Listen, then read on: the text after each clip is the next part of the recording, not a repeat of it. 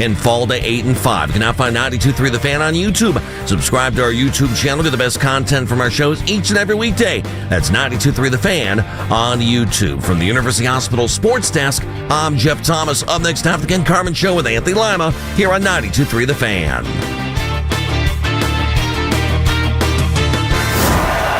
All the Browns and NFL news you may have missed at work. The Afternoon Drive. Weekday starting at 2. 92.3 The Fan.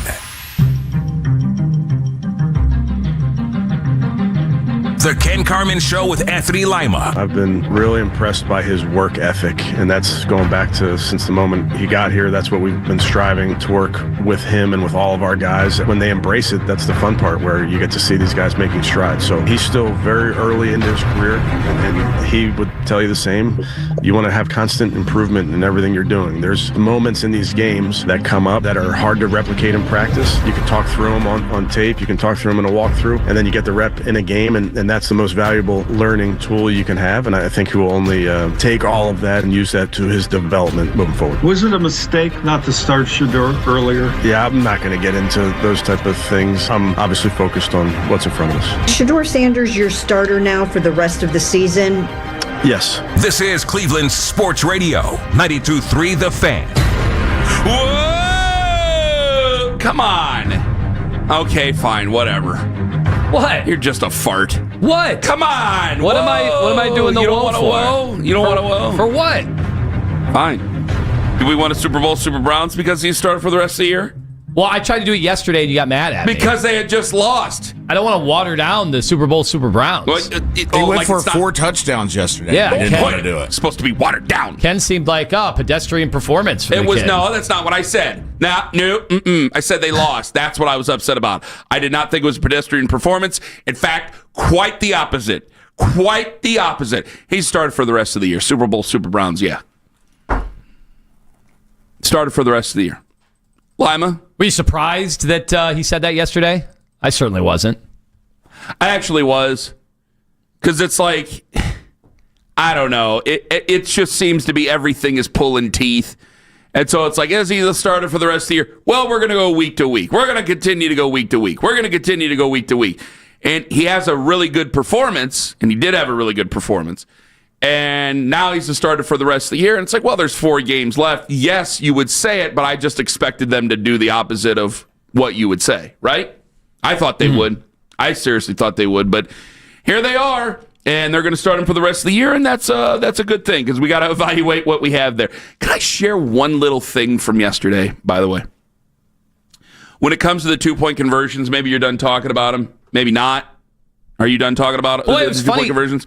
To see the national guys jump in on that conversation, and a lot of the film gurus. It's so funny how people talk about this stuff. You had the vibes people, like can't ever take a guy off the field in that kind of a rhythm, and then you had the X's and O's people who are like, that's a great play design. That's an easy walk-in. Mm-hmm. They obviously felt very confident they were going to be able to do that. They've obviously worked on it. I think they said they'd worked on it joint practice all the way back then. They had set the play up throughout the year. Mm-hmm. So that was like a guaranteed, when we run that play, it is 100% going to work. And then it shows you just in football the difference between a very good plan, a lot of smart design, a lot of ingenuity, and, they actually have to execute the play. But I go back to something else. It's the first 2-point conversion that didn't even get off the ground. It was a fumbled snap. Mm-hmm. You know, Luke Whippler had a false start or an illegal snap later on in that game. And I'm thinking, boy, that matters. That does matter. There's clearly a difference in cadence and what Luke Whippler thinks is going to happen if that happened. And I'm going, did we ask a lot about the center quarterback exchange here over the last couple of days? Did they ask him in any post game or anything like that? Did they ask yesterday about the center quarterback exchange? They asked Kevin about it. They did? Okay. Yesterday. Okay, because that's something I thought about. It was like 10:01. I kind of want to run back on the air and say something like that because it was 09, I think is the one clip. I just wanted to make sure because he did have a mishap later in the game that cost him 5 yards. Go ahead. Yeah, no confusion in the snap. Obviously, center quarterback exchanges, you don't want them to show up in a game like that. Those guys have had plenty of reps together. That you get reps before and after a series, those type of things. So that was unfortunate for that to happen at that moment. Okay, but then again, it did happen again later in the game. Doesn't usually happen in the NFL. He was referring to specifically the 2-point conversion there. The first 2-point conversion, yeah. But and then I should say again, it happened later in the game. It cost him 5 yards. Yeah. And I happen to wonder, that's all. Maybe there's a difference in how it goes. I mean, I'm sure they've had one's a backup, the other one's been a backup. Ethan Posick's been the starting center for 4 years now? Yeah. And so it would stand within reason, but I don't think that they expected that. And these are little things that you just wonder about. But it's also even more credit to give to Shador and that offense for being able to overcome a lot of that to get back into the game, or at least have a shot to get back into the game. So I think that that was all stuff you factor in. So what's he got to prove to hold on to the job for the rest of the year? Or excuse me, what's he got to do to hold on to the job going into 2026? So to be like the unequivocal starter next year, no competition in camp, don't even think about drafting a quarterback? Yeah.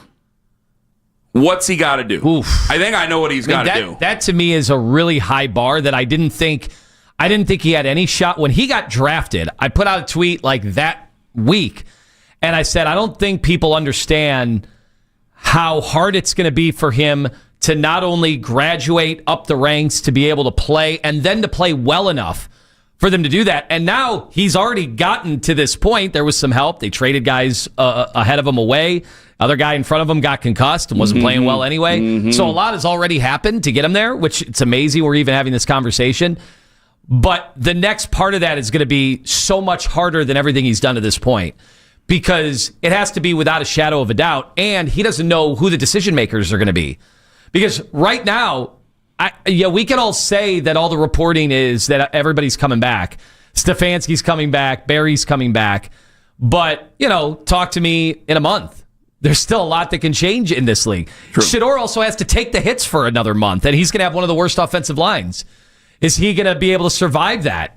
He survived it so far on Sunday against Tennessee. So far, but he also took the most hits in the league. We can get into those numbers that came out after the film study and all that. Where are they at on the draft list here? What, fourth and 27? So if they finish 3-14, where could they end up finishing? Still probably fourth, right? Okay, is it still fourth or something like that? Because I would feel they'll probably be. Yeah, Tennessee, Vegas, and the Giants are ahead of them. Okay, well, the Giants don't need a pick, or the Giants don't need a quarterback. I'm being dreadfully serious here, gentlemen. The Giants don't need a quarterback. Who else? Who else do you say? Tennessee don't need a quarterback. At least we assume. Who else is ahead of them? Yeah, we're making a lot of assumptions. Like Tennessee, there's always chatter, but they say they love Cam Ward right now. But you never know. You never know. They're going to have a new head coach, but they still have the same general manager that took Cam Ward. So I imagine no. What you need him to do is he has to continue to grow, continue to develop, continue to play well. And he's doing those things. What you also need him to do is win a game or two, is really what happens. Because then, like if you end up at number 1 or number 2, I think the temptation is going to be too great. And if you win a game or two... Because you don't ever know when you're going to be up that high again. Yes, and I think the temptation for the Browns is going to be too great. Plus, again, we do not know what's going to happen with this front office. And I keep trying to say there is a clear line right there for everybody to see of what the rest of the league and what the insiders, what they think, because they just talk to these people in the league. I mean, good God, we're going to play the Breer at around 6:40 today. There's a clear line about what the rest of the league and then what the general public, and that even includes former players, what the general public thinks of Shador Sanders. And if they get there where it's a new general manager and a new coach and you're number 1 or number 2, I wonder where they're going to go on that. Because I think that this is a team that's obsessed with finding their franchise quarterback. And their franchise quarterback may very well be right there playing for them right now. All right? He's got to show it through the next 4 games. And that means he's going to have to play very well, like he did on Sunday. They're going to have to turn it over, and they're going to have to win a couple of these. Now, they're not a good football team, and you're playing some good football teams, so that's going to be difficult. But I think you want to make sure, because if you're drafting like 5th or 6th, and you know what the price tag may be to move up to number 1 or number 2, you could go, well, let me see, because he's going to have to play well for them to beat some of these teams. So I could get to January and go, whoa, no. Now, they're drafting 6. We don't need to be moving things around for a couple of these guys. He's played well in NFL games.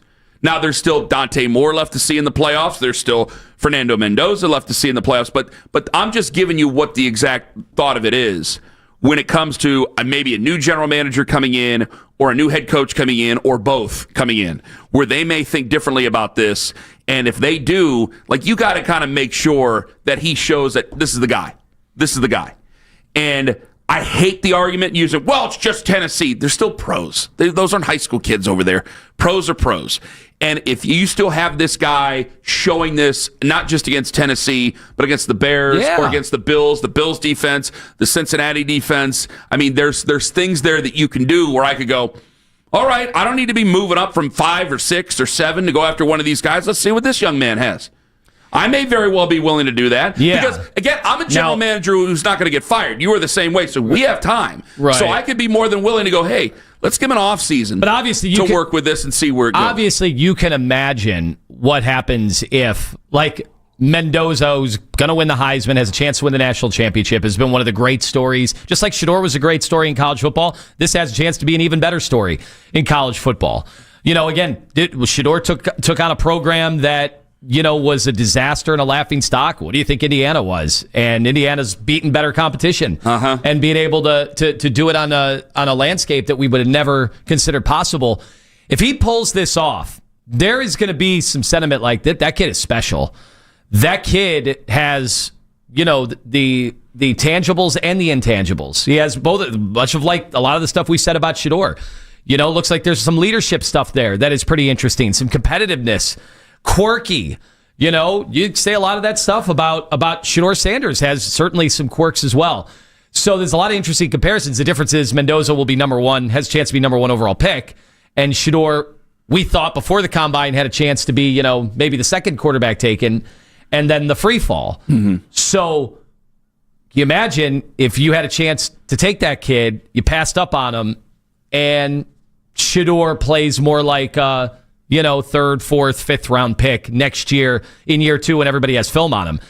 You know, we're going to be sitting there doing a what if, and this is a different what if. Well, this is all predicated. This would be a much different what if from Jackson Dart, you know, because nobody talked about Jackson Dart in the top 5. Understood.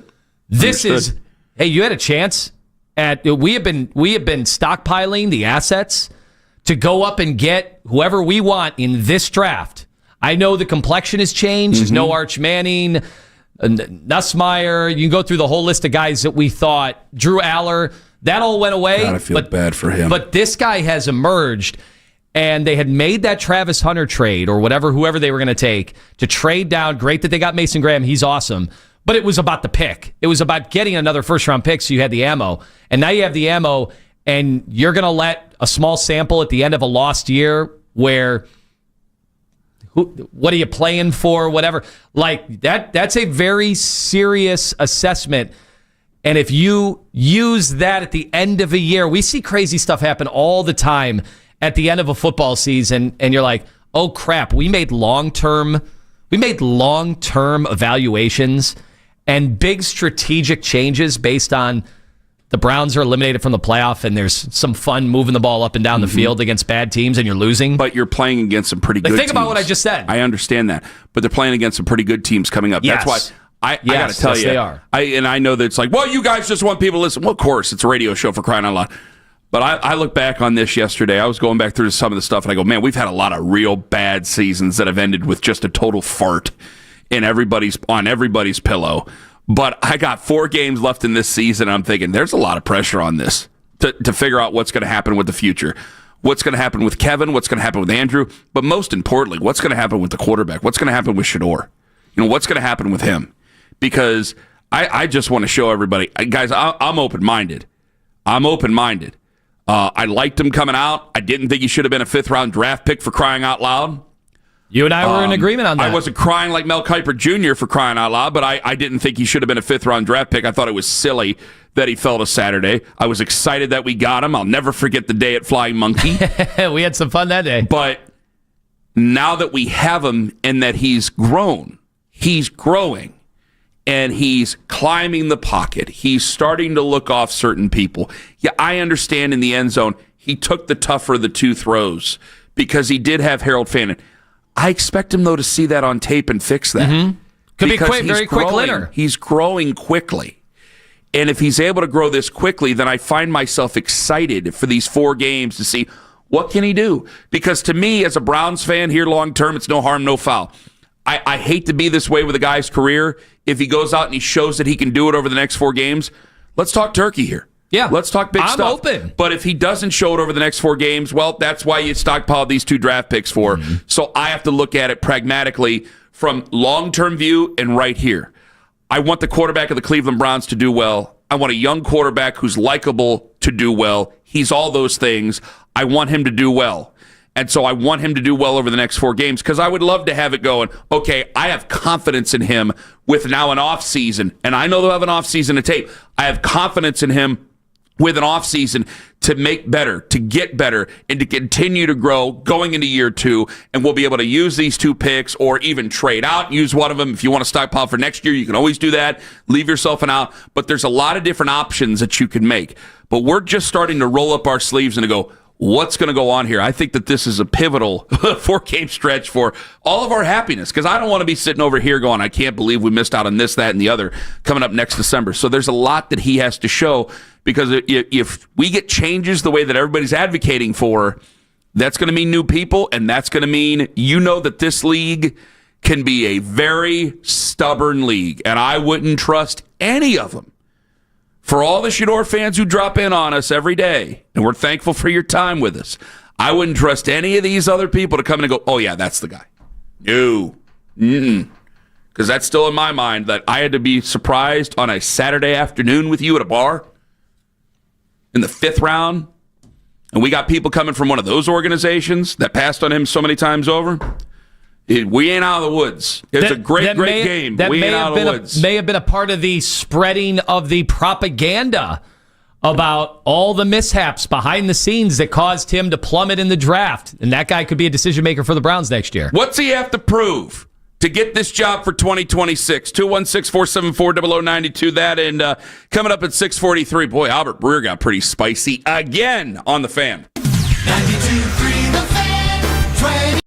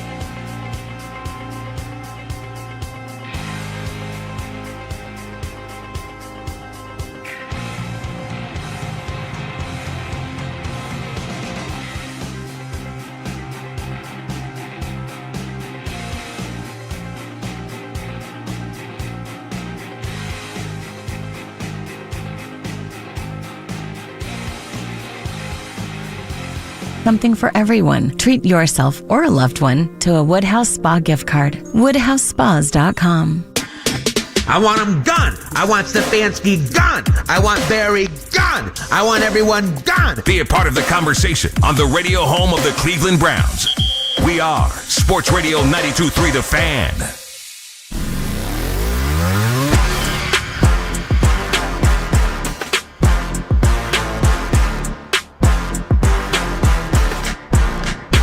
Coming up at 8 o'clock this morning, John Greco, where there's some folks who thought yesterday you and I should have been more critical of somebody who is a walking, living legend on this Browns football team.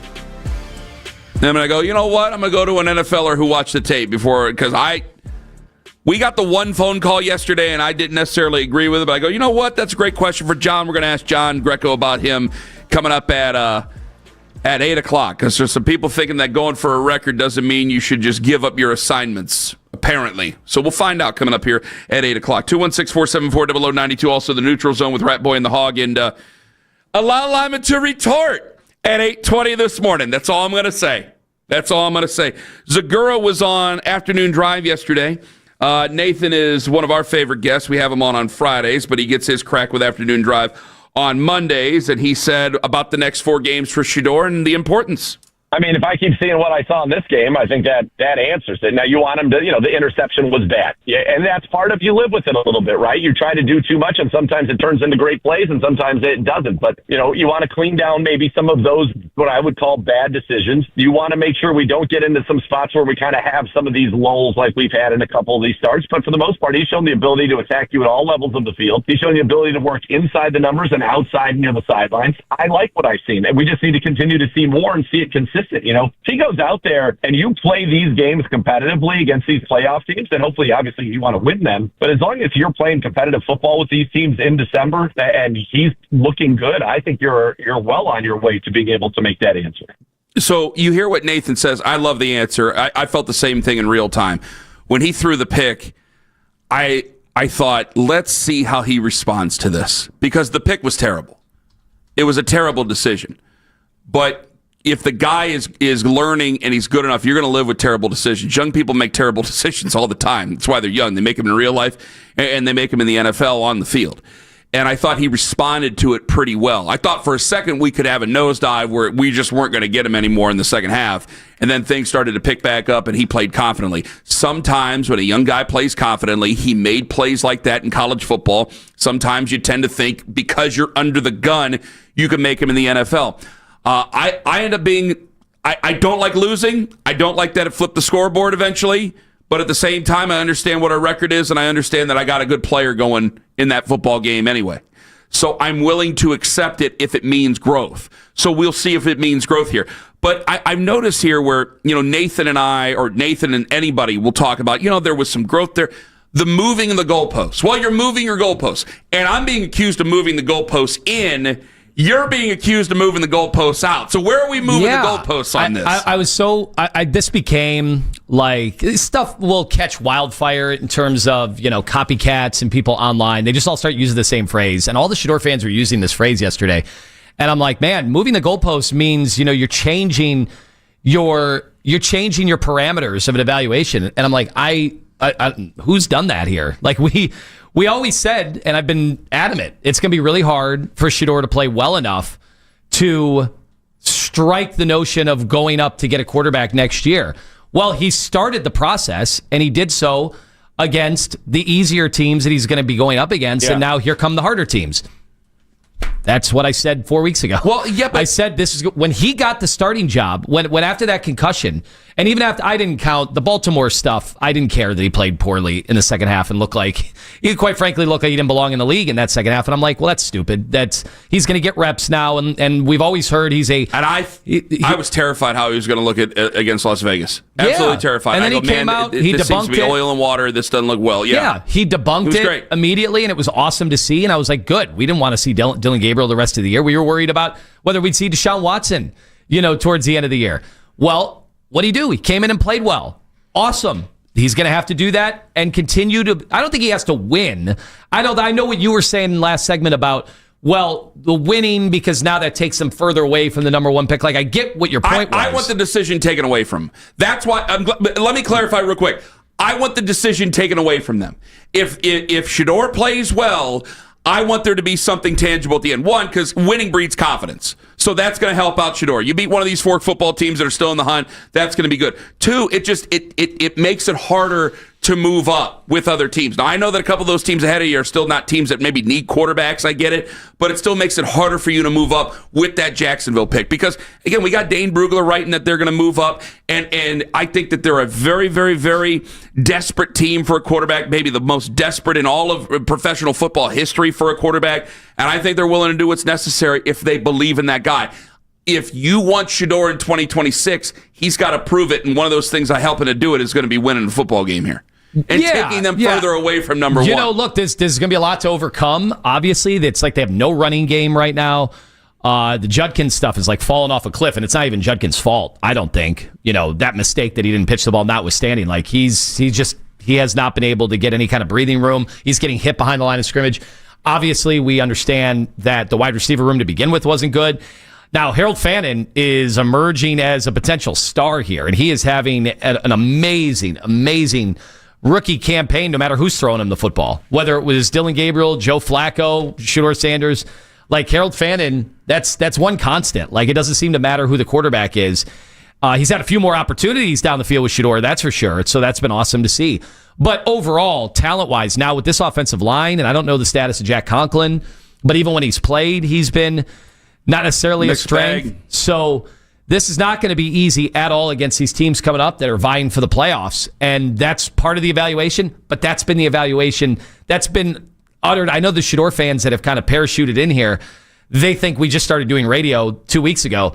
Like, we've been here since day one, and we have said this is the situation that they're in. So I haven't moved the goalposts at all. They have literally been in the exact same location. The only thing that I think moves my goalposts, they're right there. The only thing that does it is really the play of Fernando Mendoza and Dante Moore. I want Shador to do well. If Shador does well, let's talk.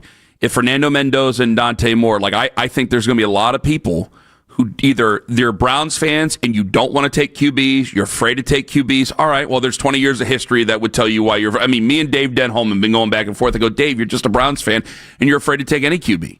I'm not going to hear it. If they're there, you better get yourself ready because they're going to do it. And I look at it and I say, what will change? Well, I think Shador is going to grow. He will have definitely a lot of things getting in his face over the next 4 games. But I think that Shador can grow. It's going to be the play then of them, first off, the Browns winning a game, but also if Fernando Mendoza doesn't look good in the postseason or Dante Moore doesn't look good in the postseason, these things tend to stick. Because I wonder if you end up having the number 1 overall pick or the number 2 overall pick, what does one of those performances do? Like, I remember people hated Baker Mayfield after he planted the flag. And then we got the number 1 pick, and he beat Ohio State, and that showed a lot of guts to do what he did. And people started to change their opinion on that. And I think, gosh, you end up with that number 1 pick some way, somehow. You end up number 1 or even number 2. And you go back and go, yeah, Fernando Mendoza's kind of a dork, but he's got all these other things, and he's a nice young man. Maybe you'll go ahead and do it. But the next 4 games shows what it has to be done. I think I got a better chance of moving the goalpost depending on what the college quarterbacks do as opposed to what Shador Sanders does. Because I think right now, again, you go out there, you play well, you move this offense. I want you to elevate the team to win in the NFL because we keep saying, it's an expensive team. All right, well, Andrew Berry thought that these players were worth it at some point here, so let's see if you can elevate them to help them win. And if you do that, 2026 may very well be yours. Yeah, I want to keep an open mind about it. But you're right. I'm worried about who's coming in. You're right about that you're constantly comparing him to and it's hard. We're watching Mendoza, and we have to take... Against college players, not the NFL. Now Mendoza's had some huge moments in the fourth quarter on the road against Oregon. NFL players littered throughout that that roster. Penn State in the fourth quarter. Again, NFL players all over. I know Penn State's been disappointing, but they actually came on at the end of the year defensively. And obviously Ohio State, NFL players all over the roster. And now to win a national championship, Mendoza's got 3 more games. This is all part of the evaluation, and we're not moving any goalposts.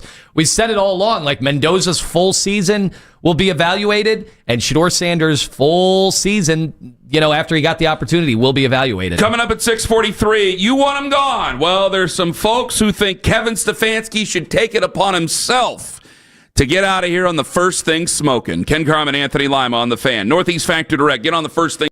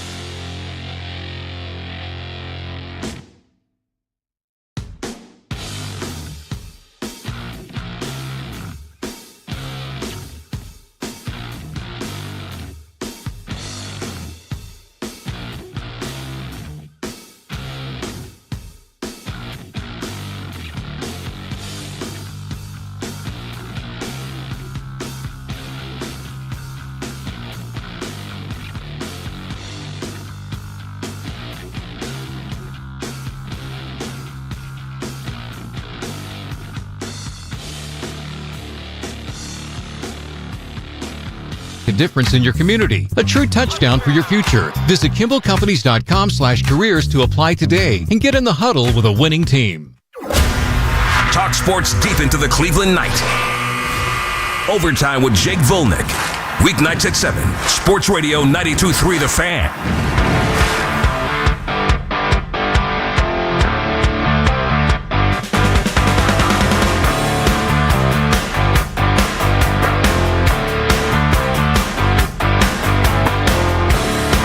What's the percentage of Browns fans who want Kevin Stefanski gone? I'm asking a serious question. How many audio here? What's the percentage of? Are you working on another chart? No, what are you doing? No, actually, yesterday's chart got referenced on NBA radio and NBA TV. Great. Well, at least your chart got on there. Oh, it was amazing. I was getting messages from people that were watching in bars across the country. Wait a minute. They actually had you on the NBA. This Cavs report brought to you by the fine folks at Surfside, who ask you to please drink responsibly. 6:46 in 02 seconds for those scoring at home. Was asked the question specifically by Termini if this was the worst performing team Donovan Mitchell has ever played on. Where did he get that question from? He got it from my chart. And it turns out it is not the worst team by the numbers, by net rating and or point differential, and by the Hollinger ratings offensively or defensively, or the composite rating that you could put together. It's all there on the chart. Well, you didn't tell me yesterday about the Hollinger ratings. Well, the Hollinger ratings... I'm glad you actually got to go on. They didn't bump you for like Randy Whitman or something like that. I brought that up. I said, what, Stephen Silas wasn't available? To see how it works and I had see to how get that it goes. in. Anyway. Are you got another chart you're going to not pay attention to the show with again today? No, or? I thought, by the way, yesterday, explosive show. Did you see Yes, the it was an numbers on explosive show. YouTube? Yes. People were out in full force. It's a day after the Browns lost and the quarterback played well, so a lot of people didn't know what to do with their emotions. Which was the one thing none of us, we all like to pretend like, this is why we don't break down games anymore, by the way. Like, back in the day, Friday would be a break down the big game, even if your team is good or bad. No. Why? What did everybody say, me included, you included, what did everybody say last week? Well, if Shador plays well, they're going to win. Yeah. Well, no, he played well and they lost. So what's the point of even breaking these games down? Maybe because we didn't break it down. So this Friday we will talk about Chicago's linebackers. Will we do a real breakdown? Who has the edge? You want to do a big game breakdown with the Chicago Bears? You want to treat this as a big one here? The monsters of the Midway? Yeah, because yesterday I was talking about how, this is a competitive Bears team, a good defensive coordinator. The analytic people are like, the Bears D is actually awful. They lead the league in EPA from turnovers generated, remove turnovers, and they talk 31st in EPA, 29th in success rate. Smell a chart coming. So Tennessee is better defensively than the Bears, because if you've watched the Bears game, they've been in all these slugfests. Low-scoring slugfests, right? They lost 28-21 on Sunday night, right? Sunday afternoon, right? I think that's what they lost. They lost to the Packers on the road.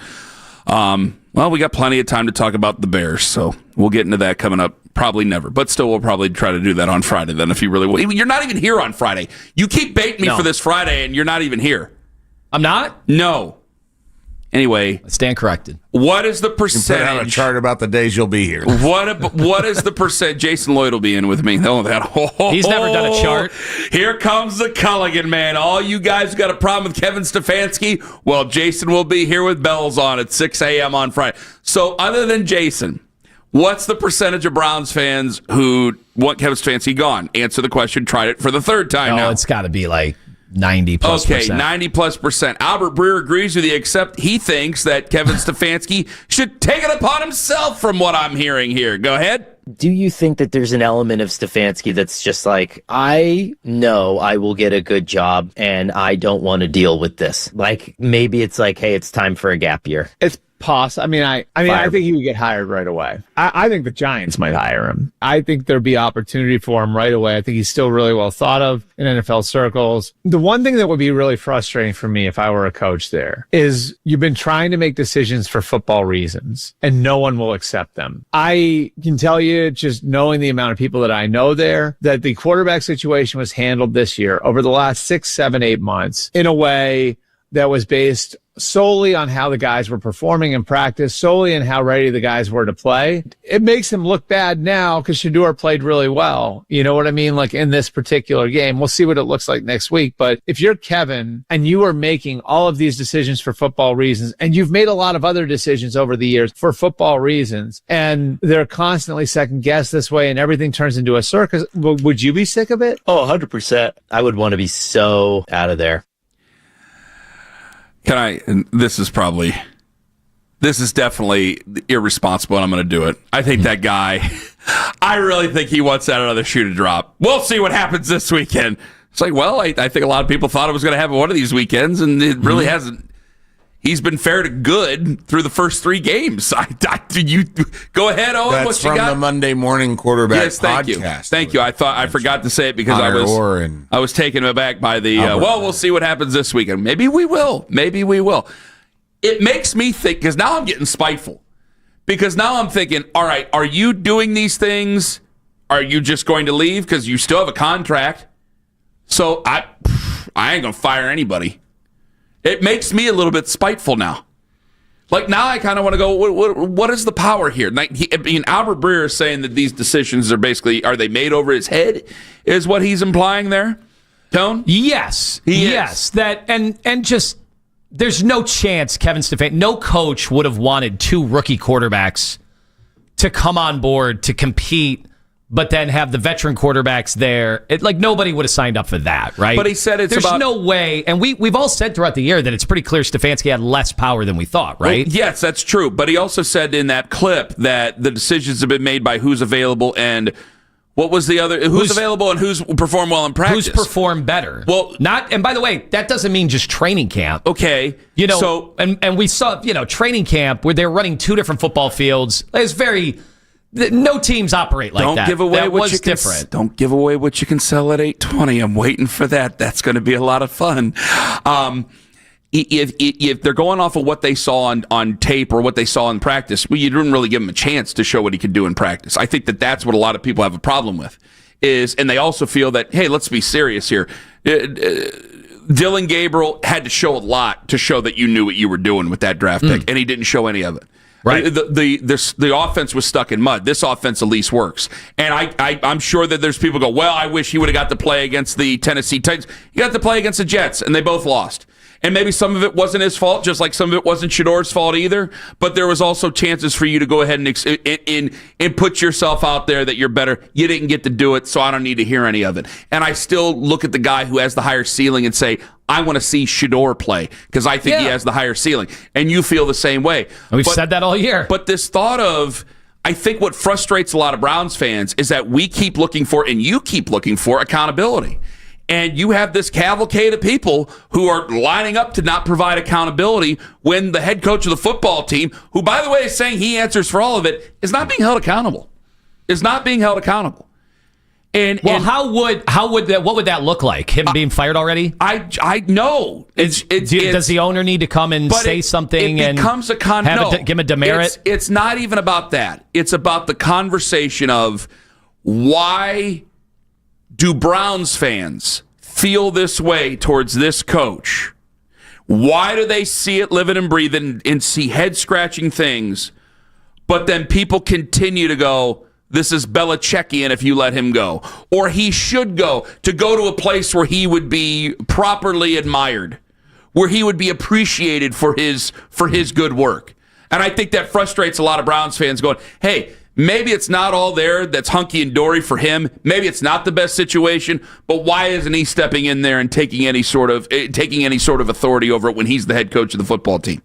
Because I don't think there's a lot of trust with anybody. Well, I think part of it is his starting quarterback got traded 4 weeks in. That's not normal. That isn't normal. That's actually normal for the Browns. They've done that before. But it's still. That's not how any other normal functional team and organization works. And if it were year 1 or 2, I think that would be a valid excuse. Except it's year 6 now, and so you have all this time that doesn't go well with the fan base.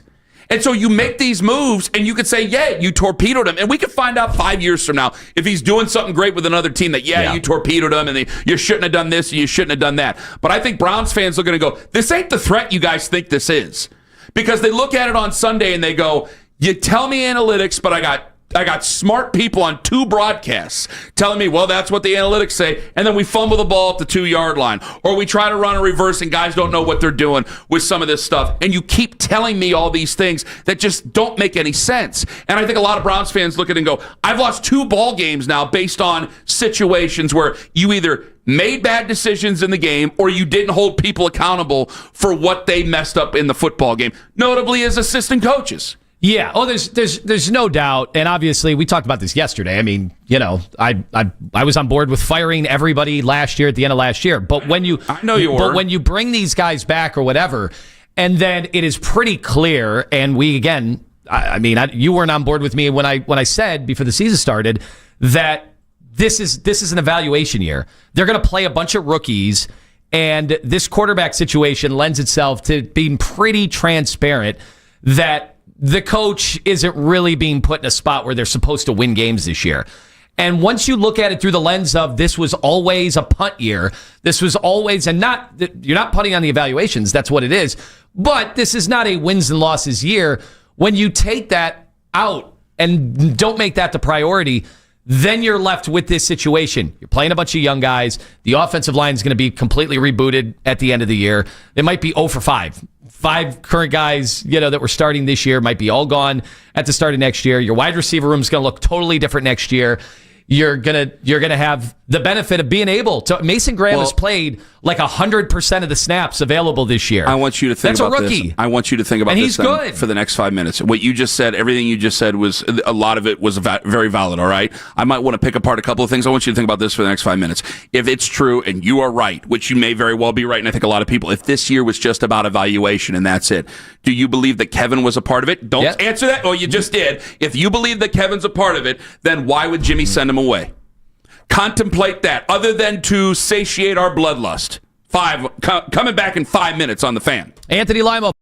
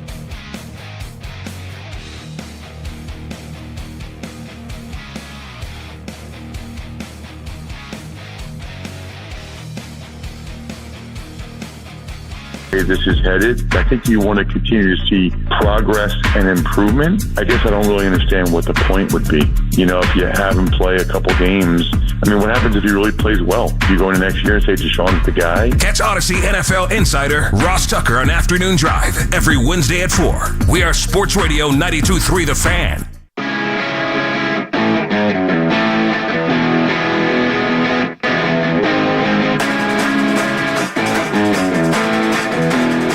O'clock, John Greco. There were some folks who thought that we should be a little bit more critical of an all-time living legend for the Cleveland Browns. And I want to go, well, I want to ask the guy who used to play offensive line, who used to have to block guys like this. And so I'll ask John Greco about this coming up at 8 o'clock, that living legend. I think people know who he is, but we'll talk about that living legend with John coming up at 8 o'clock this morning. 216-474-0092. So I asked you, do you believe, you said that this season was about evaluation. I went, light just went on. Because Albert Breer of his Monday Morning Quarterback podcast, and Breer will be on Afternoon Drive today. I'm sure he'll be there with bells on, and I'm sure it's going to be a wild one. Albert Breer had some pretty spicy commentary. He's going to be in the hot seat. Albert Breer had some pretty spicy commentary here, and he said basically that you guys all want Kevin Stefanski fired. Maybe he should just get the hell out.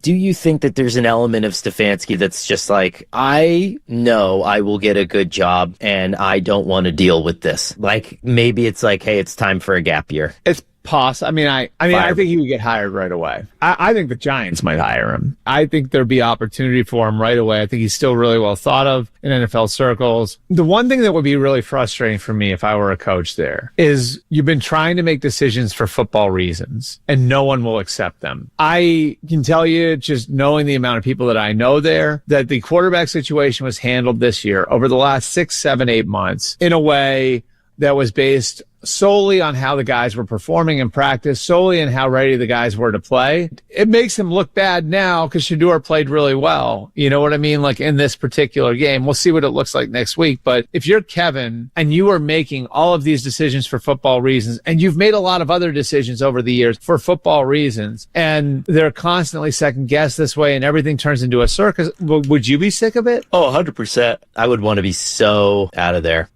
Football reasons, football decisions, he says. But you're saying that he's in on the evaluation of the season. If he's in on the evaluation of the season, then he's making these decisions more far sooner. And if you're in on the evaluation of the season, then I think people are still going to hold your feet to the fire where who was in charge of taking Dylan Gabriel, who seems like a waste of a third-round pick. It's early in his career, too. But you understand what I'm saying. So if it's evaluation, then you were on board with this the entire time. So then why did But you... I doubt I totally disagree that I think there's no chance he wanted to play Dylan Gabriel by, what was it, week 5? True. But I think he thought he would have either Kenny Pickett or Joe Flacco for at least half the season. But if you say you're down with evaluating, then you're going to be down with some evaluation here. Yeah, but their season did seem over earlier than I can remember a Browns season being over. Well, I think there's been plenty of seasons that's been over even by week 1, by the end of the first game of the season when we look back in history, but that's revisionist here. But if you're saying it's about evaluation, see, this is where it flies in the face, is if Albert Breer is saying he's making football-based decisions, and I think that there is a little bit of Albert being kind of worked into a shoot by the internet there, if I can say so myself. You think the Shador fans have been mean to Albert? I think that they've been very strong in their opinion. Do you think they've called him names and gone after his character? And I have seen a couple of tweets here and there, and I go, that's enough of the internet for me today, and I try to move away from it. But I think some people in their commentary... Have they found pictures of his children yet? But I think that some people in their commentary have used that, and I think it's weighed in on how they feel about Shador. Now, I will say that you have been pretty strong in your opinions of people going after you over Shador comments, but I don't think you've been actually unfair to Shador, or nasty towards Shador, I should say. You are unfair sometimes in your criticism of a lot of things, but I don't think you're overly nasty towards Shador personally or anything like that, not at all. But I do look at what Albert Breer is saying, and I think if you're in on the evaluation, he's saying he's making football decisions here.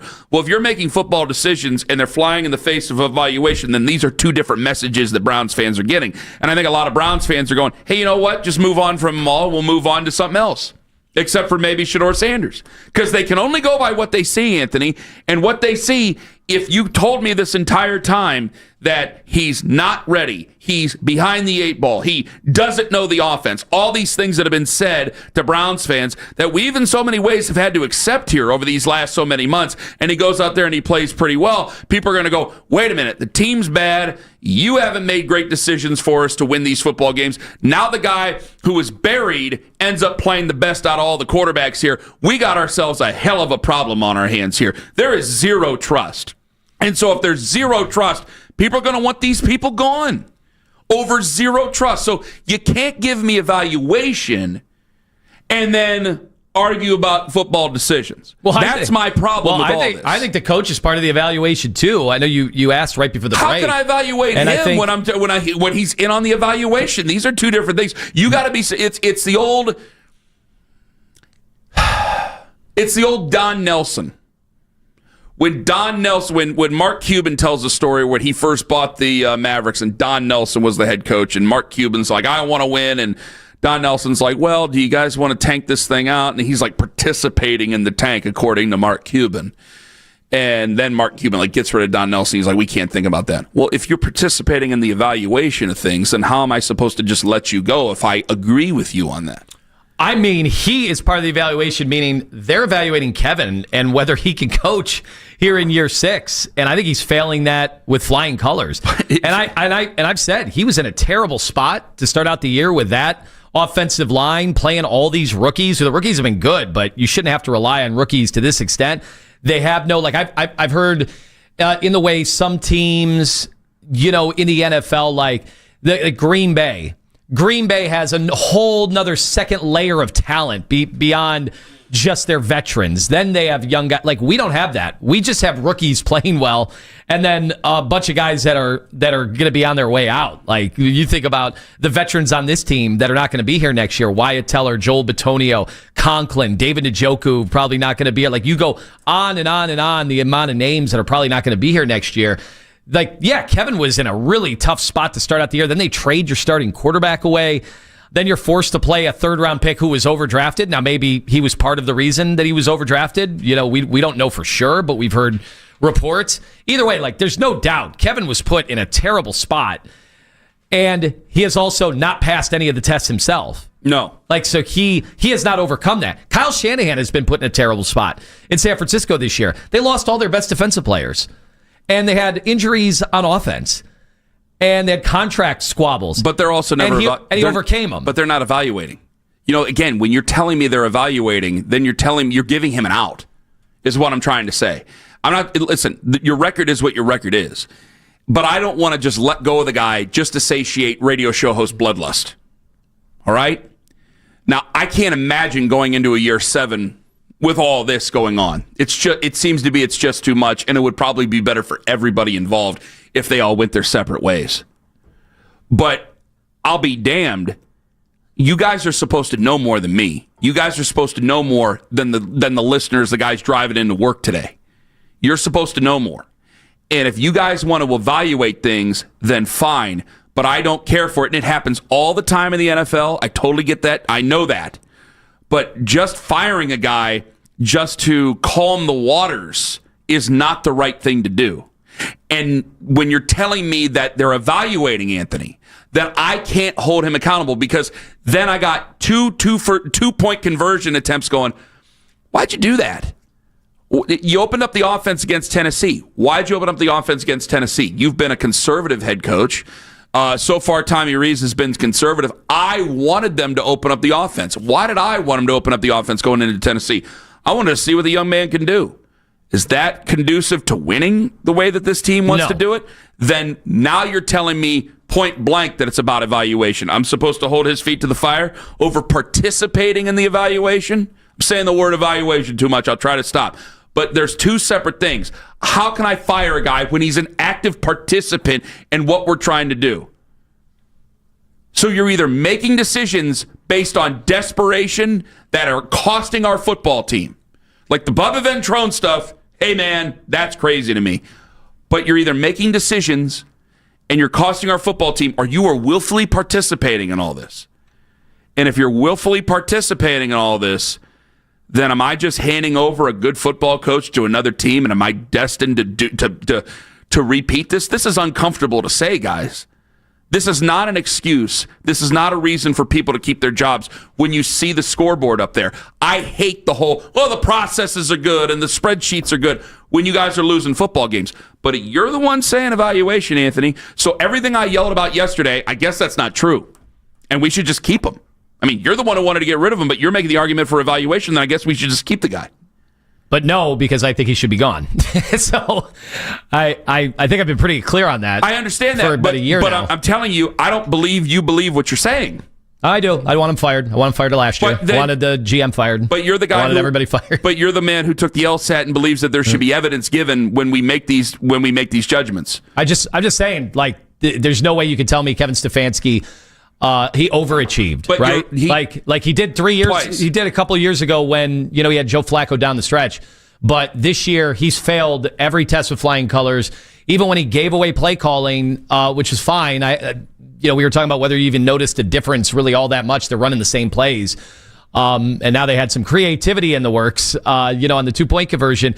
But at the same time, like he's still missing stuff on the sidelines that you'd think, having taken responsibilities away, you'd think he would be able to pounce on. Maybe I should call timeout when I'm throwing an offensive lineman in last second. Like, that's why. He's still got to go. But is this a part of a great big fat evaluation? We're just throwing Tevin Jenkins in there? Yeah. Well, I think you can do both. 4th and 1.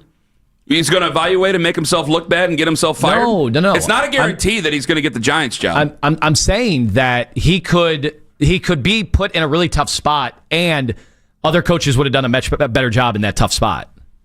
I can't disagree there, but like Kyle Shanahan, when you're using that term, you're giving him an out. You do know that. I mean, I don't think I'm giving him an out. I said I would dismiss him. How are you not giving him an out?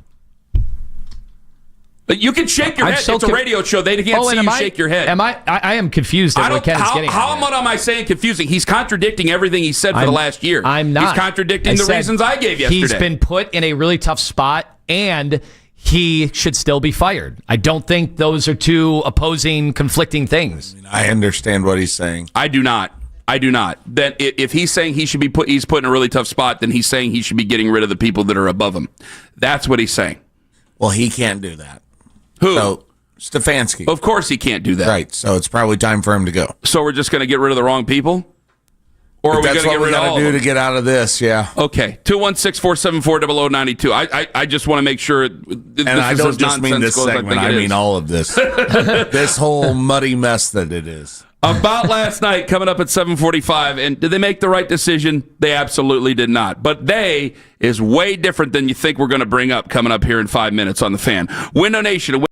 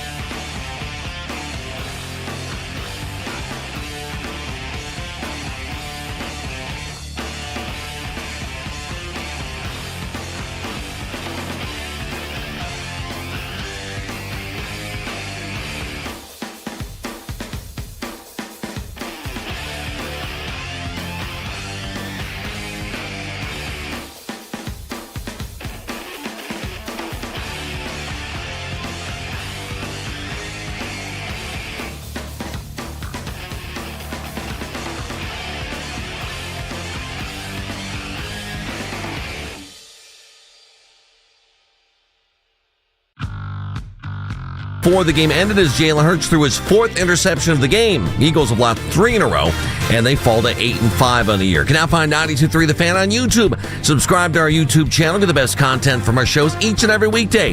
That's 92.3 The Fan on YouTube. Headline sports news every 20 minutes right here on 92.3 The Fan. From the University Hospital Sports Desk, I'm Jeff Thomas.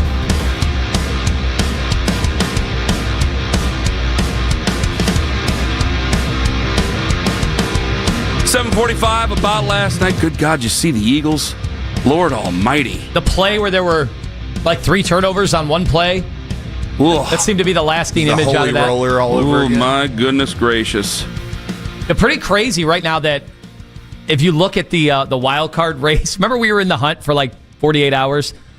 I kind of left because it was fun 48 hours. You basically had to win. You either had to win the division or you had to win, or you had to win 10 games to make the playoffs in the AFC this year. So how close are the Browns?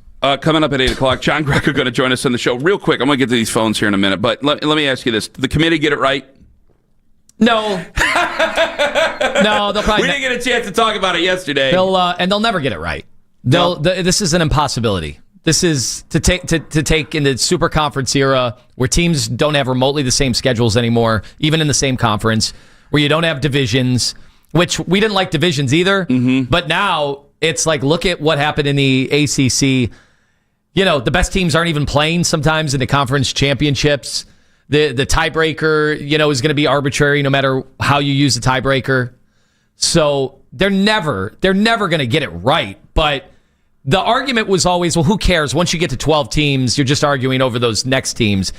Yeah, but I'm pretty sure the 2 non-Power 4 teams are not even in the conversation for the top 12 teams in the country. I mean, we could always be thinking with the non-Power 4 teams, the 2 are not even in the conversation. Is what you just said? Yes. Yeah, I think you're right because I think if you looked at it and you said Notre Dame against JMU or Tulane, who are you going to take? You're going to take Notre Dame. I would take Texas. Or Texas in that situation. Yeah. Now I don't think that Texas could win it all, but I think a lot of people are making the argument that Notre Dame could win it all, and they've left Notre Dame out of it. See, I think this actually goes all the way back to Boise State.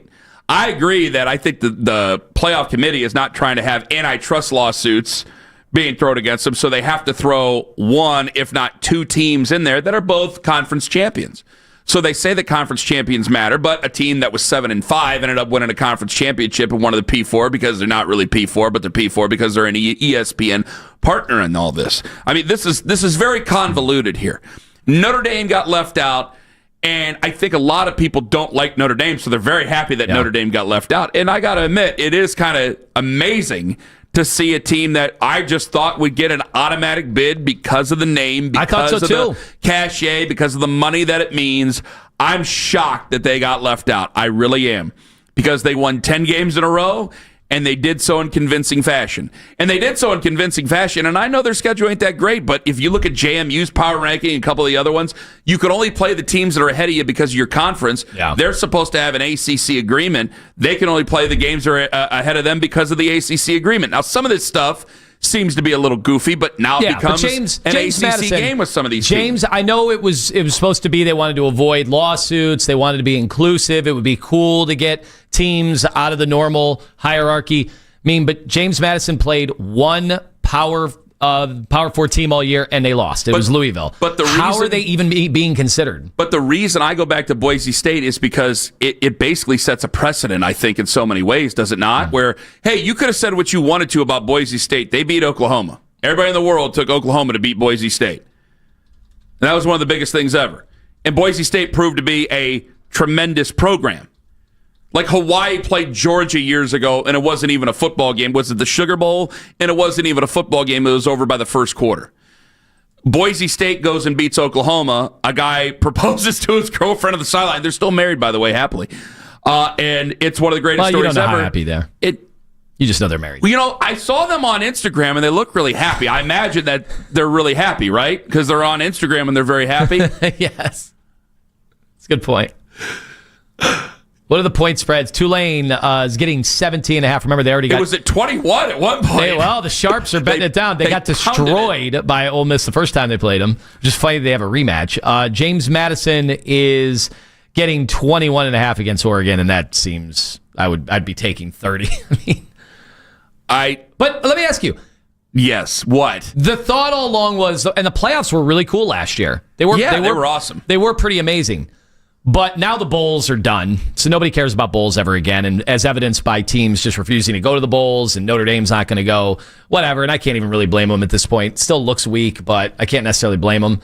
So, are we sure this is better than the old system? But are we positive this is better? Because are you stopping what you're doing to watch Ole Miss and Tulane? I will not be. Are you stopping what you're doing? Well, it depends on what I'm doing. If I can use it as an excuse. Like if you had a Murray Warmoth book. Yeah, but that book wasn't that good. And what would you choose? I would choose Ole Miss and Tulane. What if you had the audio book and they had the AI version of Murray? Murray had a southern accent, so it throws me off because it's up in Minnesota, and I would expect a Minnesota nice accent. On December 20th, how much of Oregon James Madison do you think you're truly going to be watching? I don't know. Is Al Franken doing the audiobook? He's a Minnesotan. When is it? What day? December? What did you say? December 20th? It's Saturday. Yeah, that's 7:30 night. I'm not going to be watching much of it because I'm going to be walking around in the woods that day. So think how disappointing that's going to be. 7:30 at night. That's going to be the standalone game coming out of the woods. That's going to be the standalone game on Saturday night. And is there going to be NFL at the same time? Like you're just not watching Oregon James Madison. You're just not. You'll probably watch for the first quarter. And if Oregon tunes them up pretty good, then you're probably you're bailing out. I agree. Can I share two theories about why they'll be going against Philly and Washington play at 5 on Saturday. Green Bay, Chicago at 8:20. So you're not going to watch Green Bay. You're going to watch Green Bay, Chicago at Soldier Field at 8:20. That's what you're going to watch. But if it starts at 7:30, like you said, okay, well then I get the first quarter of it, and I've seen enough. Would it even matter to explain? Unless the Commanders and the Eagles are coming down to the wire, like these young fans that are listening to us now, especially YouTube Live, the young Shador fans, is it even worth explaining to them how... It's not just Shador fans on YouTube Live. It is, though. Is it even worth explaining to you how awesome New Year's Day used to be from the moment you got up, hungover from the night before? Like, that was pretty cool. And I don't think they care about our old man stories anymore. They don't, but that's what I'm saying. Like, they'll never even understand how cool that was. And now you're going to get that. Is that cool? Is James Madison, Oregon, is that really cool? But if James Madison then somehow upsets Oregon... Well, we could play this audio. We could play the audio, and I think it goes back to Boise State. I also think there's two other theories behind this before I get back to Browns. I think I got two other theories behind this, and I want you to knock them right down if you can. I think one, it's to make sure that we get a 16-team playoff, and then eventually a 24 so we can water it down and do bracket creep. That's where you get to do Champions Post, because if you got a 16-team playoff, well, then Texas and Notre Dame, who Notre Dame should not have been left out, but they both get in too. I think that the committee is secretly hoping that these two teams get hammered. I think they're hoping that they get boat raced by these two teams. But Tulane and JMU, I think they hope they get boat raced by them, because then you can go back and go, hey, we gave you 2 last year. You can try to sit here and say it's antitrust. We're never doing this again. Because they clearly just make it up as they go. The whole thing is a weekly television show, and then they get to the end of it. Hunter Yurachek, who, yes, I did work for when he was at the University of Akron. He was nice to me. There were a lot of students like, he's mean. I was like, he was nice. Congratulations on all your success. Thank you very much. I was in facilities then. I set up his stanchions and all the other things. We saw a cot in the back of the broom closet. I did. We have a lot of people that work with Ken Carman say he's great. We also have former interns and former producers who maybe not so great. Name 3. Congratulations on all your success. One of them is not former yet. Oh, you want to bring him in for an exit interview right now? We'll talk about it. I just hold him to a high standard because I saw greatness in him. That's all I did. Maybe it's 2 of them. Who's the other one? 2 of his current producers. Oh, that's we have 2 right here. Looking at me. He's like, yeah, Kenny, I agree with you. Yeah, I'm sorry. I was the one who told you the truth. I didn't talk about you behind his back. Yeah, boom. Who else? Exactly. I'm a nice guy. Don't I sound like it right now? 216-474-0092. Now yell at him to get the phone. When you got I went, whoa. Get the phone, man! It's not ringing. His shiny phone box. Lane in Cleveland Heights. Hello. All right, you got scared. Sekou in Cleveland. Hello. Hey, how's it going? Hey. Wonderful, Sekou. Go right on ahead. Hey, so I listen to you guys a lot, and I am a Shador Sanders fan. And that's okay. Yeah. I've been watching him since I'm watching him since Colorado, so I just think he's a beast. But I do feel like, even when he was at Jackson, I still was watching him. There you go. Oh, there you go. Yeah. So, but I do feel like if Shador can come out here, and I feel like his priority right now needs to be just to establish himself as a high-level quarterback. You know what I'm saying? So I feel like when you're evaluating a rookie, you can't just get hung up on the team's wins and losses. I think the focus just needs to be his traits, his ball placement, how quickly he works through his progressions, how, efficiently he identifies, the people that's open, the receivers that get open. There are going to be defensive lapses. Defenses will give up points. Receivers will drop passes. The O-line protection will break down. We see that every week. Yeah. But that's part of a young roster.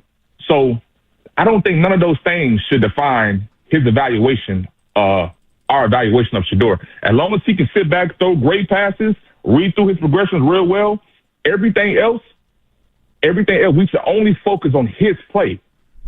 So that's what I want to drive home to the Cleveland fans. I'm fine with that. I know Kenny, you were taking some of these losses hard, but I think he can now. We've seen it. He can play well, have dazzling moments, show promise, be able to do everything at all those different levels. You don't want to know why I'm and taking they can these still losses. lose games. You don't know why I'm taking these losses hard. You don't know. You guys, you're not. I want you to read between the lines. You guys ain't reading between the lines. Part of the reason I'm taking these losses hard. I tried to spell it out in the first hour. When did you start listening, Sekou? I just started listening 15 minutes ago. Okay, so you wouldn't have known, so I'm not going to blame it on you, okay? I got to let you go because I got to say this again. Thank you very much for the call. I said this in the first hour. He's got to win some games. Guys, you're going to come after the messenger on this. That's fine. But I'm just telling you the truth. You know it, and I know it. The NFL knows it. Listen to Albert Breer. Listen to how dismissive Albert Breer is. All right? Do you think that there's an element of Stefanski that's just I know I will get a good job and I don't want to deal with this? Maybe it's hey, it's time for a gap year. It's possible. I think he would get hired right away. I think the Giants might hire him. I think there'd be opportunity for him right away. I think he's still really well thought of in NFL circles. The one thing that would be really frustrating for me if I were a coach there is you've been trying to make decisions for football reasons and no one will accept them. I can tell you, just knowing the amount of people that I know there, that the quarterback situation was handled this year over the last 6, 7, 8 months in a way that was based solely on how the guys were performing in practice, solely on how ready the guys were to play. It makes him look bad now because Shador played really well. You know what I mean? In this particular game. We'll see what it looks like next week. But if you're Kevin... Boom, right there, stop it. Boom, right there, stop it. We'll see. He has been dismissive about Shador Sanders. That ain't just Albert Breer. That's all these guys. He's on the phone every day. He's on the phone to insiders every day. One of the sources that talks to Albert Breer, if they get fired and they blow this thing up, one of those sources are going to come in, and these are the guys that have been telling Albert Breer these things, and that's going to be your decision maker. And if you are number 1 or number 2 that's going to be why they're out of a job. If you are number 1 or number 2 in that draft, I'm not talking about Browns guys. I'm talking about outsiders because he's also speaking for outsiders here. The whole, oh my God, I'm telling you, there's people who, you hear what Mike Tomlin says and all these other guys, I think they look at him like a hostage, Kevin Stefanski. Fair or not. And one of these guys are going to come in, and if you're drafted number 1 or number 2 and you ain't won a football game, they're going to move on. That defense has to play like a complete abomination over the next 4 games for him to really look good and for them to continue to lose games and for that to be all possible. And it could happen. It's the Browns. Anything can happen. But guys, we know you guys have been fighting this for almost an entire calendar year. What the NFL thinks of Shador versus what the fans think of Shador Sanders versus what Shador fans think about Shador Sanders and what's going on in the NFL. And if they get the number 1 or number 2 pick, and he hasn't played to an obscene standard, they're going to give their power to somebody else. These guys are going to get blown out, and they're going to move on. I'm telling you. That's why it's you guys got to win some games. A game. Well, and I know we got to go, but I think it is a big enough sample. It's tough because Mac Jones, Bailey Zappi, they had good games their rookie year. Gardner Minshew had good games their rookie year. So he's got to make it so definitive because they are sitting there at the top of next year's draft with all the ammo in the world. It has to be undeniable to outsiders coming in who do not think highly of him to not replace him. It has to be undeniable. And I ask you, what's more possible? It's possible that can be done. Yes, it's possible. But far more likely is the scenario I just played out for you. And you guys know that's the truth because you guys have been fighting it all year. About last night, coming up in 5 on The Fan. XTEND AV.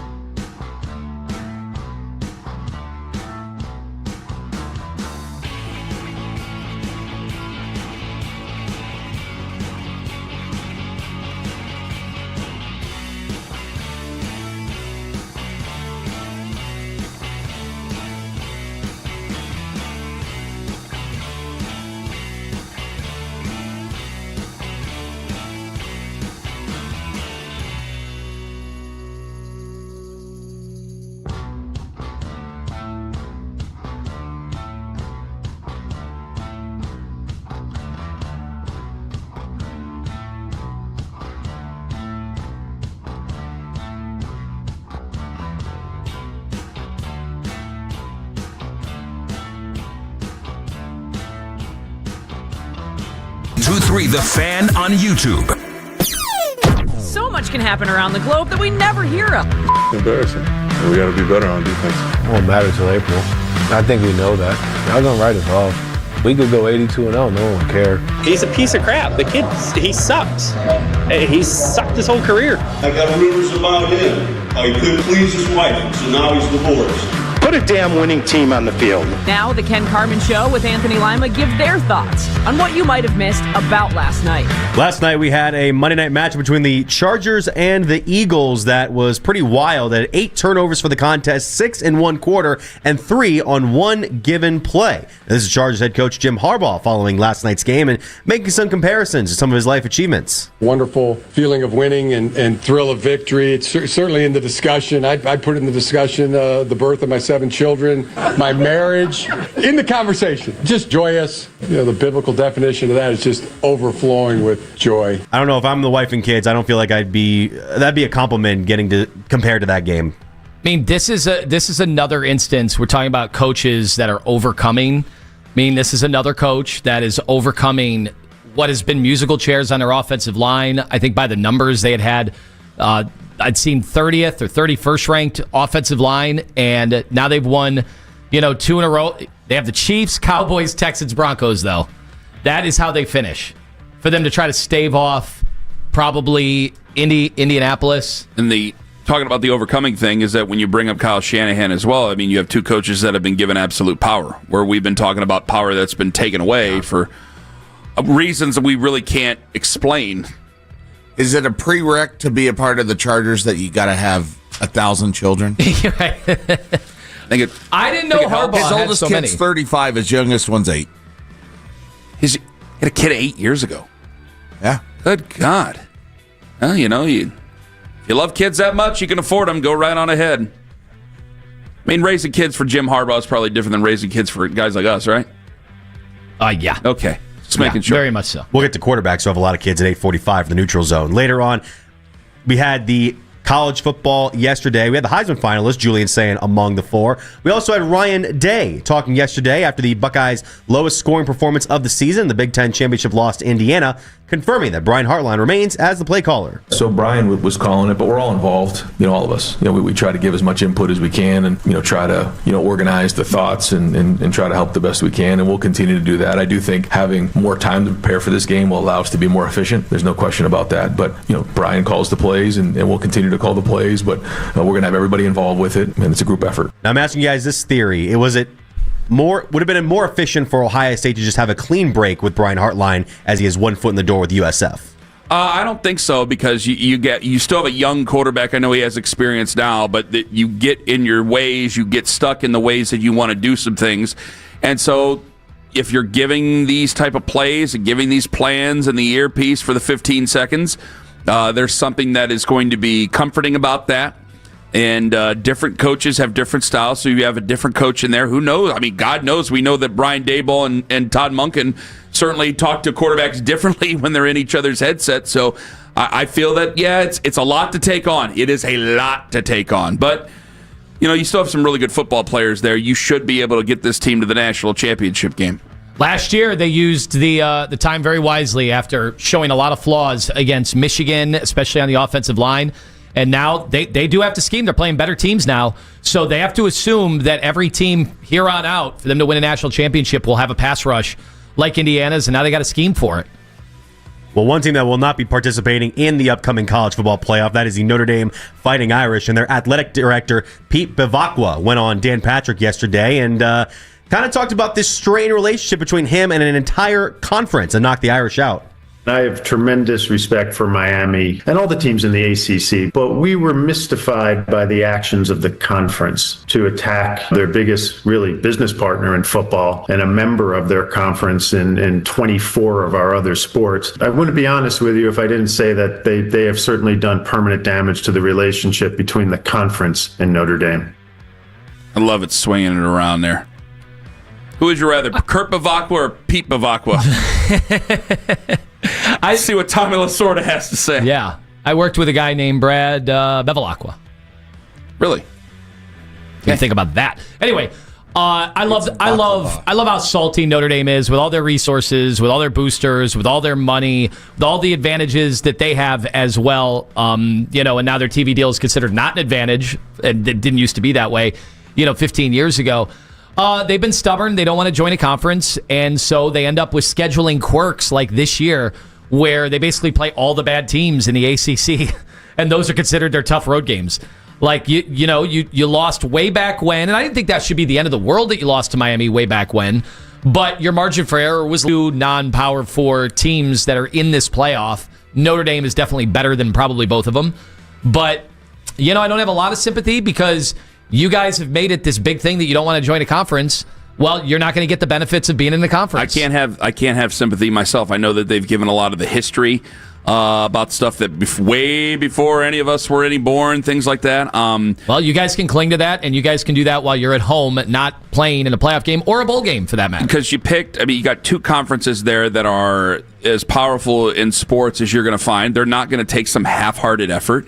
You have the Big 12, which I think that you'd stand a better chance if you would have taken half a Big 12 schedule, but you're not in the Great Plains, so that wasn't going to work out for you, so you took the easiest one. And yeah, you do get matchups like Miami every now and then at the beginning of the year, except you lost that matchup.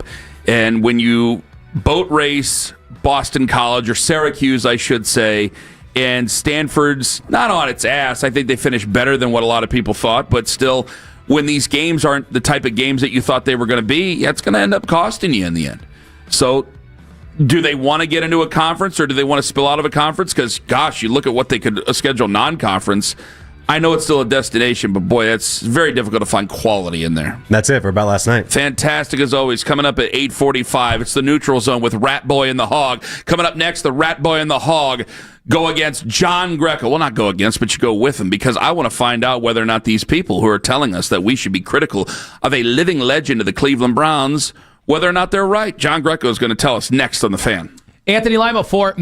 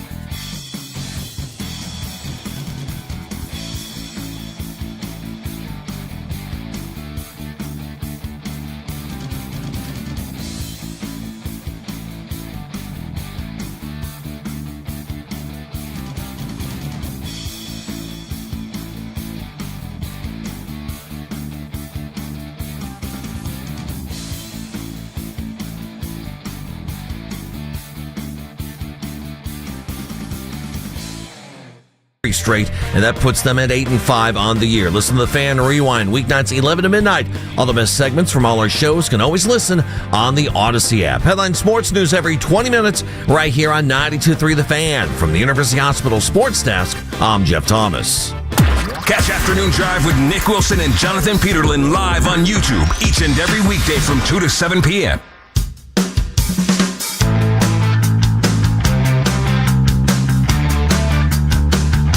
Coming up at 8:22, Lima allowed him to retort.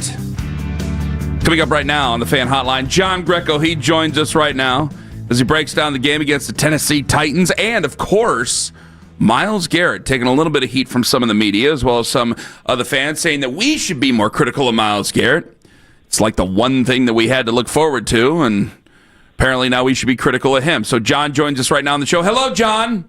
Good morning, Ken. Good morning, Anthony. So I've been watching this game over and over and over again, even though they lost. And Myles is lined up wide, certainly. But do you think that that was the reason that Tony Pollard ran it right down the Browns' throat on Sunday? Was Myles Garrett too focused on going after the sack record and not playing defense? No, I have to disagree with that take. Myles, well, let's talk about the two, chunk plays, the 60-plus yard touchdown run by Pollard and the other one that was, I think, over 30 yards. The 30-yard one, they caught the Browns in a field pressure, and, Tennessee had to be licking their chops, especially offensive line-wise, because it was, their 5 on 4 down linemen and a lone linebacker in the box. So if you get those guys covered up, it's going to be a big play. Excuse me, and that's exactly what happened. This style of defense is attack and get up the field and try to create havoc in the backfield. And Tennessee was in a shotgun, and like I said, that pressure came from the field and couldn't get to the handoff. They had a clean handoff, and the 5 guys up front had the next 5 guys covered, and who else is there but a safety? And they couldn't make a play, and there was a big chunk run. And then the big run was well executed. Again, they take advantage of the attack-style defense that has been Jim Schwartz since the Stone Age. And, those guys penetrate and get up the field, and you had down blockers and pullers. And once you, cut off once the down blocks cut off those penetrating defensive linemen, you have 2 pullers in space. They got hats on hats, and then some guys got clipped in the foot traffic and were on the ground. And then it's Tony Pollard who is running lightning fast and made a safety miss and gave up a big touchdown run. And that's really been the defense Achilles heel this year. They've played so great, but they've been susceptible to big plays. And you got to credit Tennessee's game plan. They tried to exploit that, and if you take away those 2 big plays, I know it's a big if. For the most part, they held Tony Pollard in check. He still had a great game, but he got 100 yards almost on 2 runs. So for these reasons that I just explained, that's why he had so much success. But to say that Myles is worried about breaking the sack record, of course he is. I mean, it's historic. It puts him in the record books. It solidifies his position in the NFL Hall of Fame. He's talked about being one of the best defensive players ever, in the likes of Reggie White and Lawrence Taylor. So of course that's on his mind in a season that the Browns have 3 wins. But to discredit him and say that he's not trying to stop the run because he's worried about getting sacks, I think is a bad take. This is going to sound not good, and Ken's probably going to bite my head off for it. I mean, he's on a 3-win team, like you said. He's going for all-time sack record, and also, did you know that there was also, Nathan Zagura came on with us, he's been talking about it on the broadcast, about the tackles behind the line of scrimmage record. Like, he has a chance to get to 40. And it's... Tackle for loss? Yeah. I didn't know that there was such a. I didn't know that he had a record that he was going for there. I had no idea. And he got like 3 more of those or whatever in this game. Like, I got to say, I don't care. He can go for the sack record. He's earned it. Like, I think we're to the point where he's earned it. Even if he's just going for the sack record there, like, you're still turning 2nd and 6 into 3rd and long. Like, you're still making an impact. It would benefit him to stop the run, to get in those obvious passing situations. And when I saw him stop the run a few times. Apparently, the 3 times I saw him stop the run on Sunday. So I don't know, man. I think if we're I actually agree with Anthony. I really do. Maybe I'm just not knowing football well enough here, John. But you're giving me the green light. They're a 3-win football team. I mean, if we don't have one guy who's a legend going after it, then what the hell are we doing? And also, if this were like week 4 and he was going for like an all-time type of record, I'd be like, hey, the team, you're trying to win games. Like, let's stay within the confines of the scheme. Yeah, if he was only coming in on 3rd downs and it was week 3 and week 4 and you saw him sprint off the field on 1st and 2nd down, then yeah, hey, look, we need you in there to try to stop the run. But I think it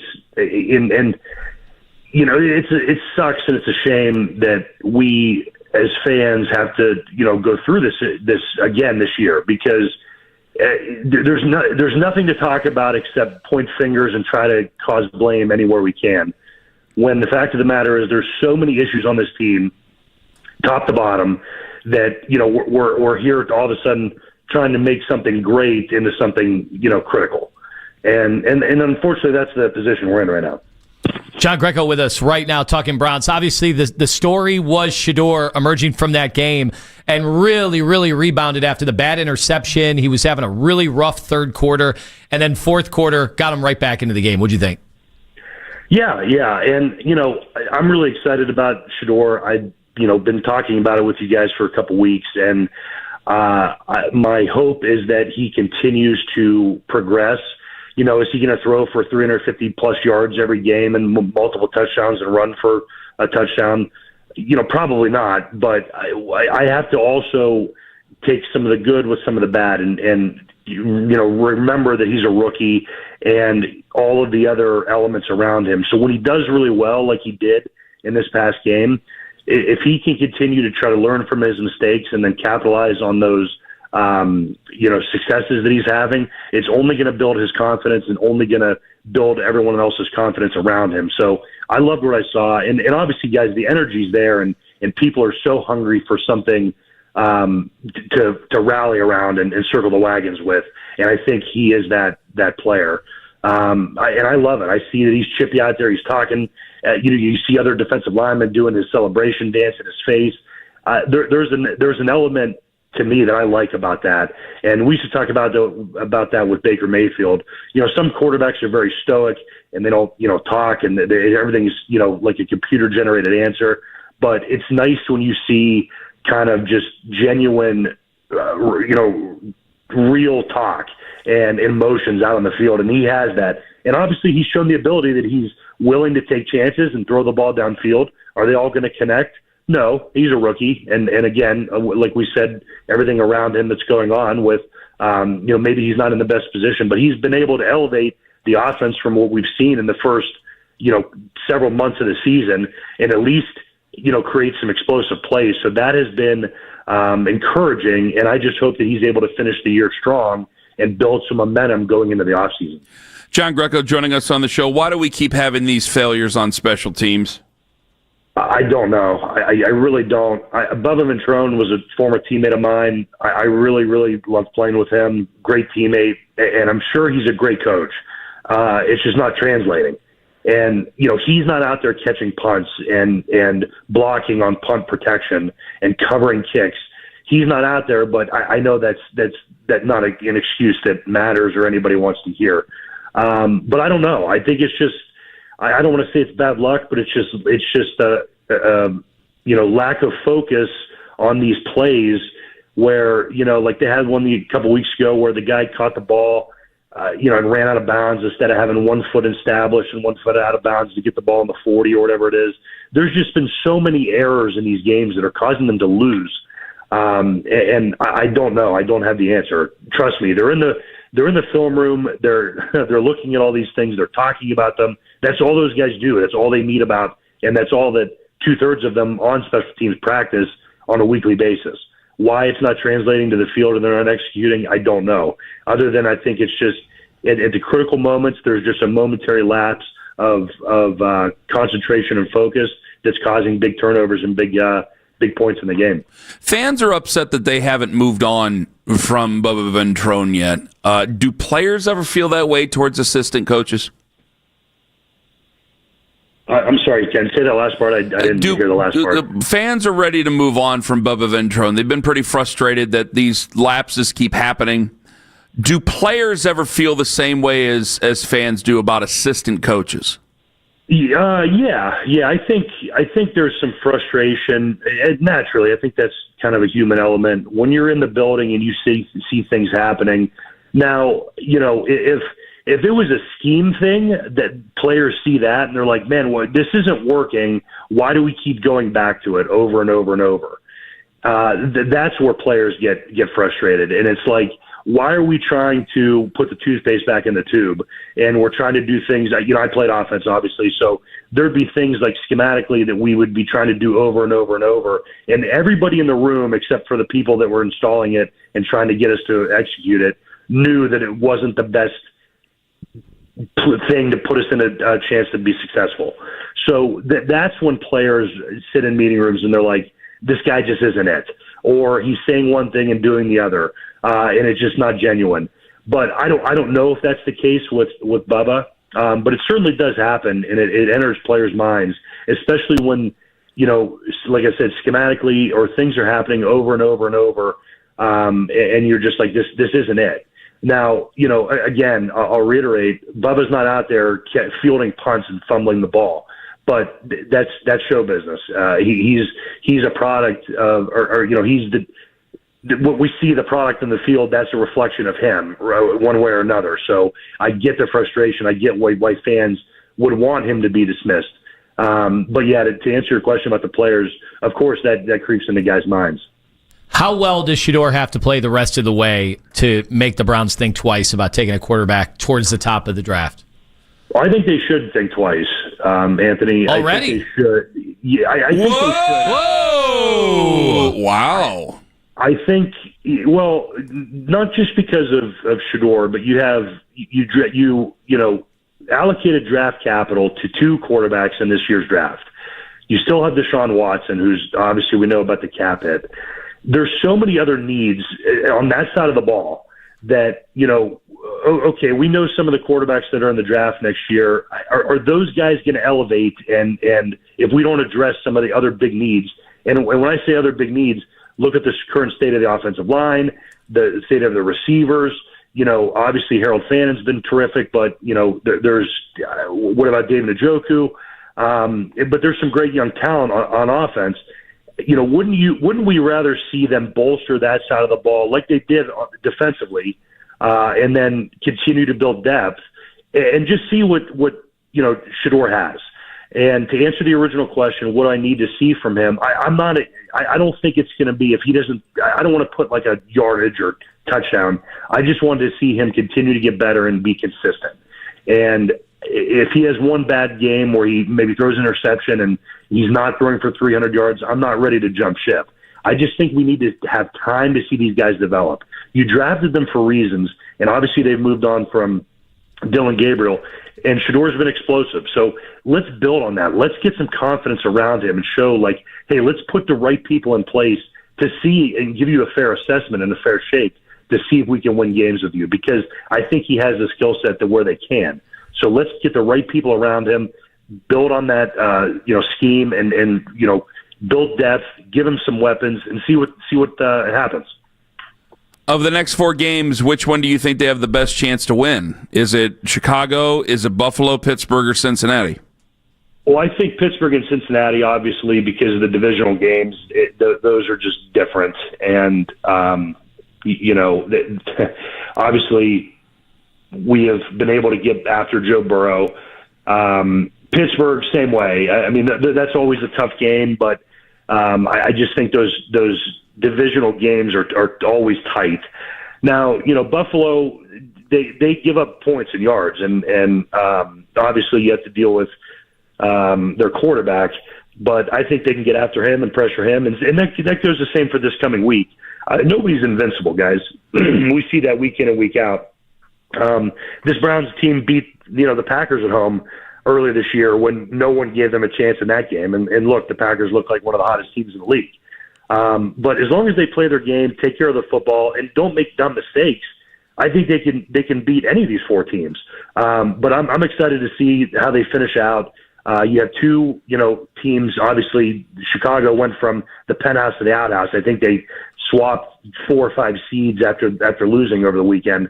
But they're a very talented team, and their quarterback's been playing well, and they have a young head coach that has put a great offensive scheme in, and they can run the ball. So let's see if they have fixed some of those issues and don't give up the big plays.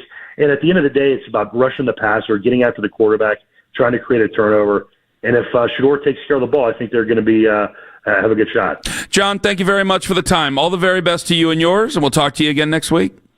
Guys, thank you. Have a good week. John Greco on the Fan Hotline. We got more to break down on that coming up here in a little bit. Also, we'll go, I was going to say we'll go around the league. We'll go around the league tomorrow. We have the Neutral Zone with Rat Boy and the Hog coming up at 8:45. But coming up next, please allow Lima to retort. That's in 5 on the Fan. Real estate market.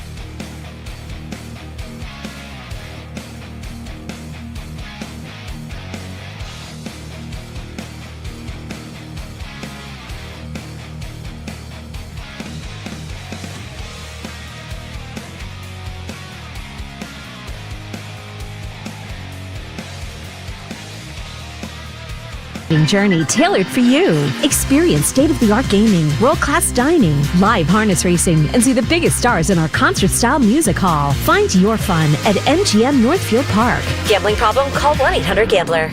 All day long. All day. All the time. At work. 923thefan.com and the Odyssey app. Check it out.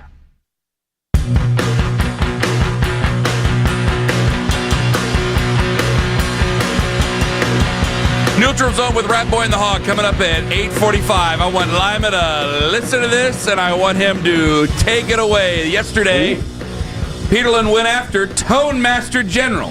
Why would he do that? Well, we'll find out here. My initial thought was, wow, that was big of Lima. Like, he didn't have to concede all of that right then and there. And while admitting basically that he just fell victim to the idea that the Browns were pushing him all sorts of information, and like a sucker at the poker table, he was buying it. Oh my goodness. I mean, I'm shocked he did that. Behind the scenes about Shador's lack of development and all this other stuff, and that it was hogwash. And meanwhile, I was getting shouted down by people like Lima who were telling me, no. You're not talking to the right people. Everyone that's there says he can't even do anything, can't even hold a football. It's like, no, guys, he can. He was really good in college. I'm telling you, this is going to translate. But to have the admittance there that you just took what they said and you ate it up and then tried spoon feeding it to everybody is what drives me insane. Have a thought for yourself. Have an opinion for yourself. Don't just take what the Browns tell you. That's the part that I get mad about.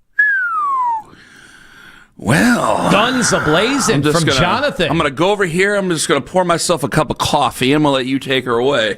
No, you don't have to leave. I don't want you. I'm just going to walk over and pour myself a cup of coffee. I wanted to sip the coffee. First of all, we are colleagues. Jonathan does a terrific job with Nick. No, get over here. I told you we're having a conversation about this because I respect that he came out and we cut it off, the first part of the clip, that he said he thought I was being a bigger man for, coming to terms with some of Shador's play, which, how could you deny it? You'd have to be a hater.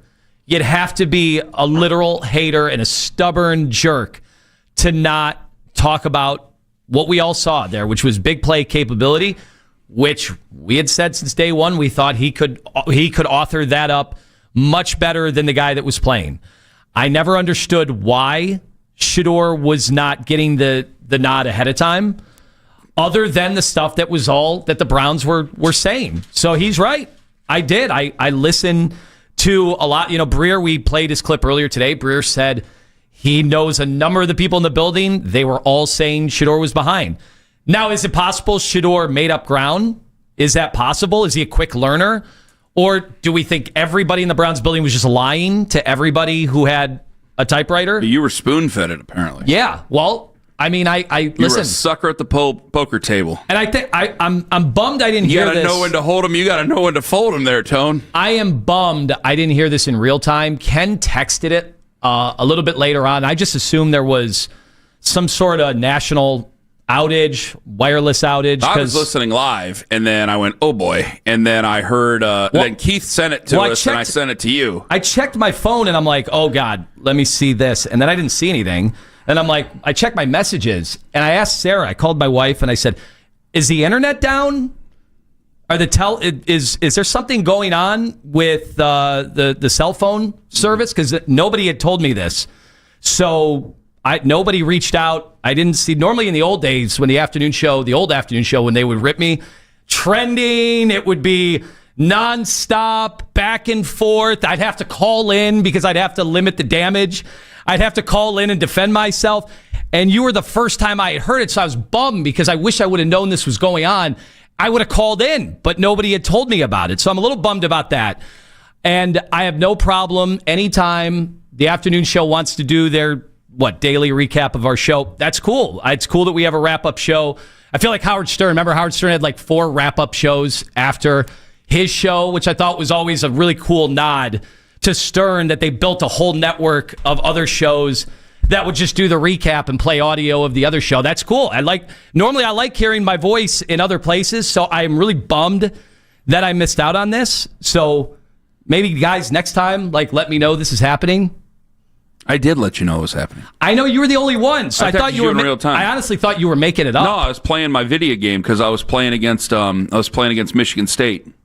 Oh, how'd that I'm trying to go for back-to-back national championships with Minnesota in my It's my one little hobby. Please allow me to have my one little hobby. You're building on it. 27-14. Now, the last time we actually really did get into a back and forth with the afternoon show, they left my text message about the segment on Red, and then I didn't hear from them for 5 days. So are they cool with a back and forth now? Have they evolved? Well, I don't mean Will I be pulled into another meeting? I don't mean to bring Owen in on this, but I'm gonna. Owen, I think you would agree with me. There's only one way to find out, don't you? Yep. I just want to make the sure. cell phone towers are working right now. Go ahead and take her away there, Tone. No, I admit, he's right. He's right. I listened to that they accuse the Browns of lying to everybody. I just don't understand.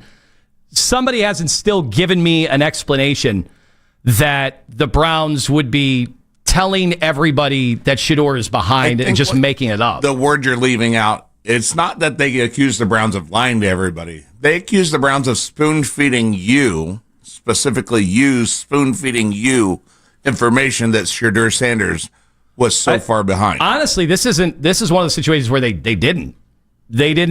weren't reaching out to me.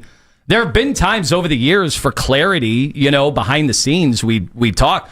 It was just the people that were covering training camp. Like they all were saying that, Dylan Gabriel looks terrible. I remember because we had Daryl Ryder on every day telling us that because he was watching very closely. He had the binoculars. Called him a 7-on-7 quarterback. And I said, that doesn't surprise me. Shador has arm talent. Dylan doesn't.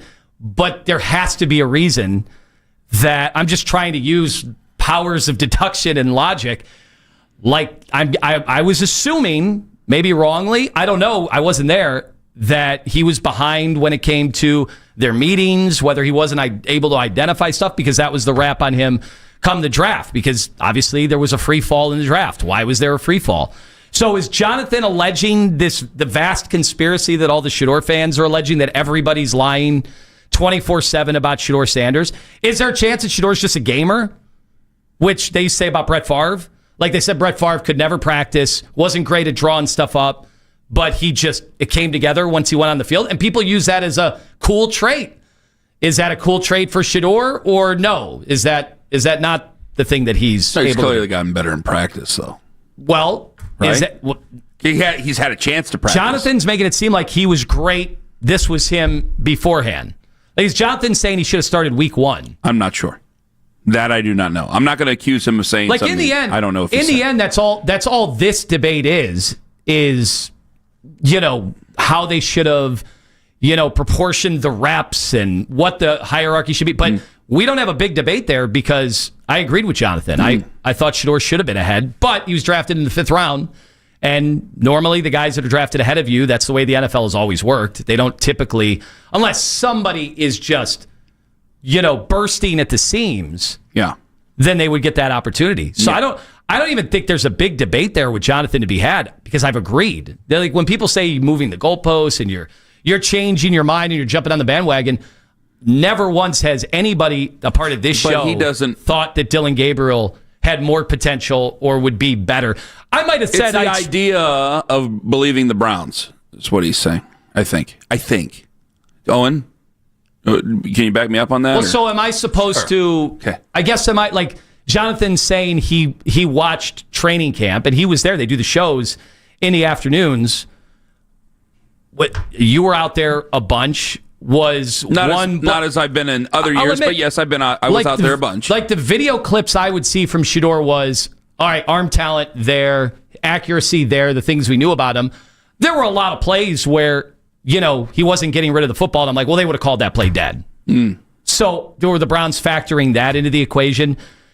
Maybe he would have scrambled around a bunch and then thrown the ball up. And he did that. And then it get intercepted, like happened on Sunday. Oh, come on. Okay, Owen. That's a cheap shot. Come on. I'm just saying that could happen. I've seen it actually happen in a game. What about the great pass that he had to the corner for the touchdown? Well, I can't compare that to what Anthony just said. Well, I can. I'm comparing it.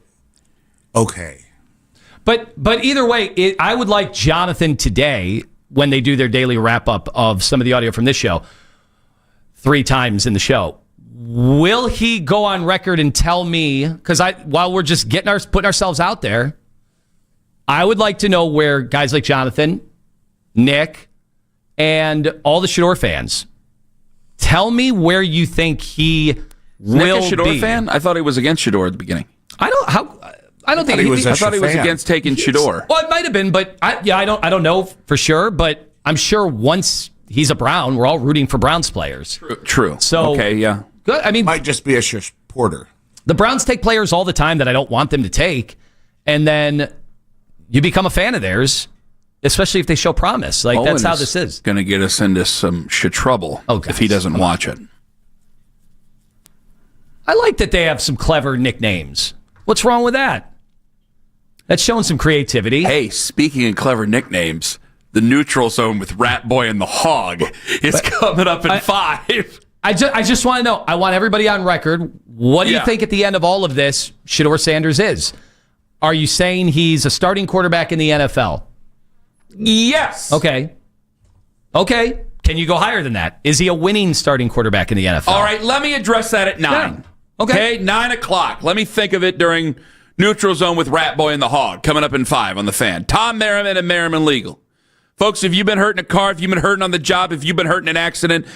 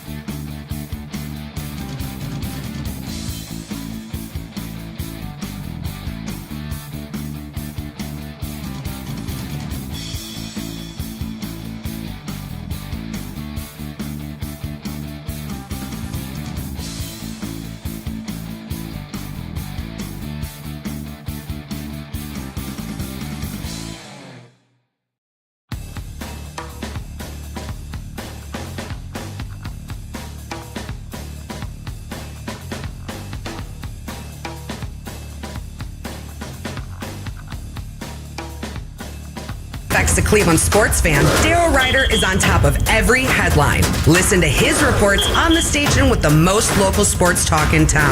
92.3 The Fan, powered by Scheiben Jewelers, Cleveland's premier jewelry store. Listen to 92.3 The Fan on the Odyssey, iHeartRadio, and TuneIn app. It's time for the Neutral Zone with Rat Boy and the Hog. Crank it up and rip off the knob.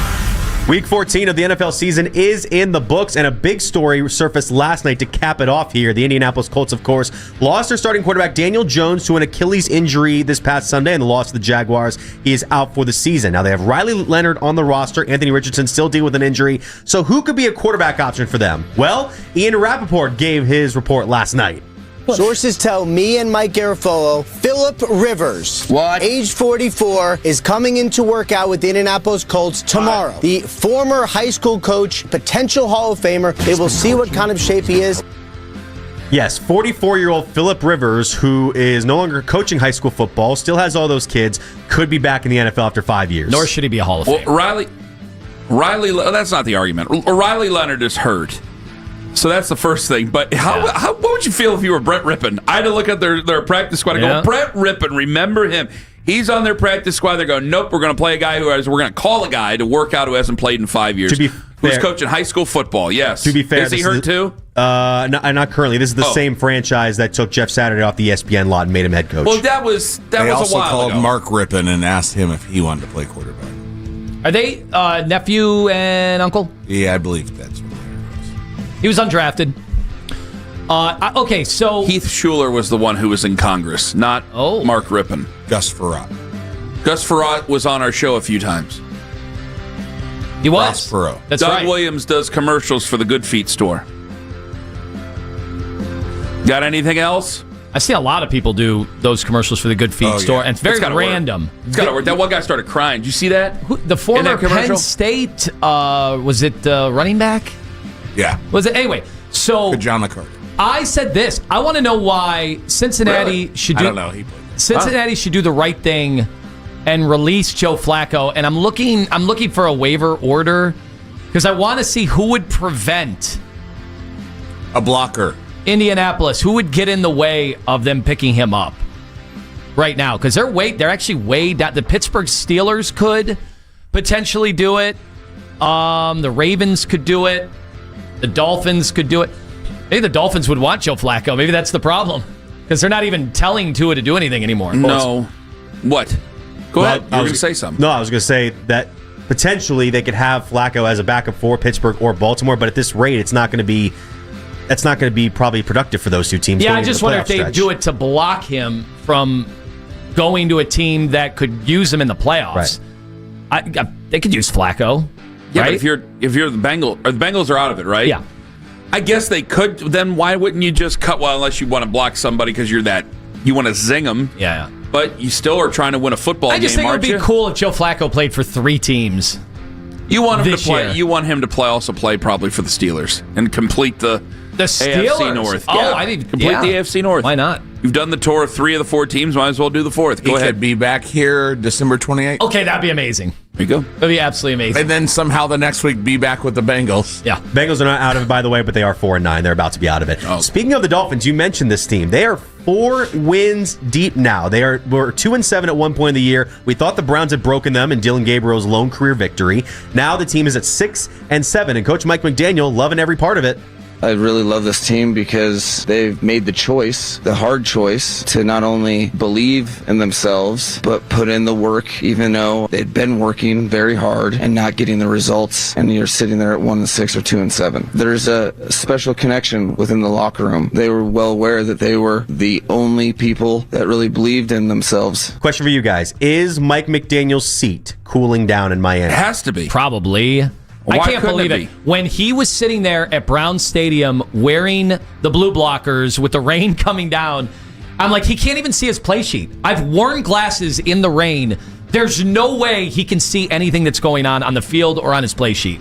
There's just no way. Just beads of water. Just beads of water, and it had to get in the way of him coaching that game, but he had to carry the look off.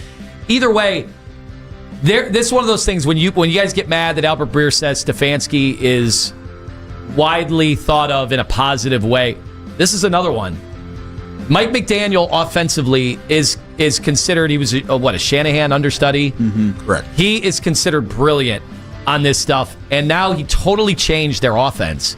Basically overnight, after that Browns game, and now they've won, 5 of 6?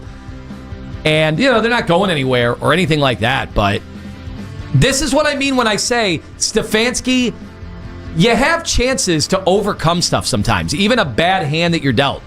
Miami has a bad hand. A lot of tough spots there, and they lost, their best players out for the year.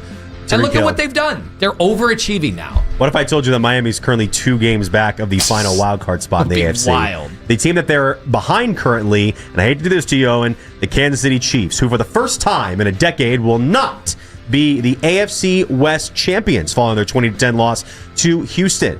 Now, here's Patrick Mahomes talking about the team going down the stretch late in the season.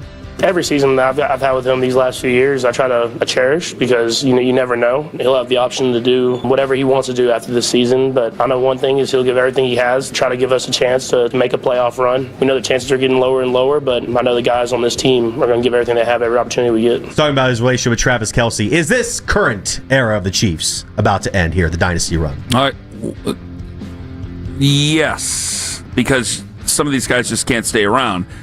Starting to get a little bit older, but as long as you have Patrick Mahomes, that window's going to be open. I think that this could go very well Brady-esque, where I think they're always going to be a competitive team because they have him.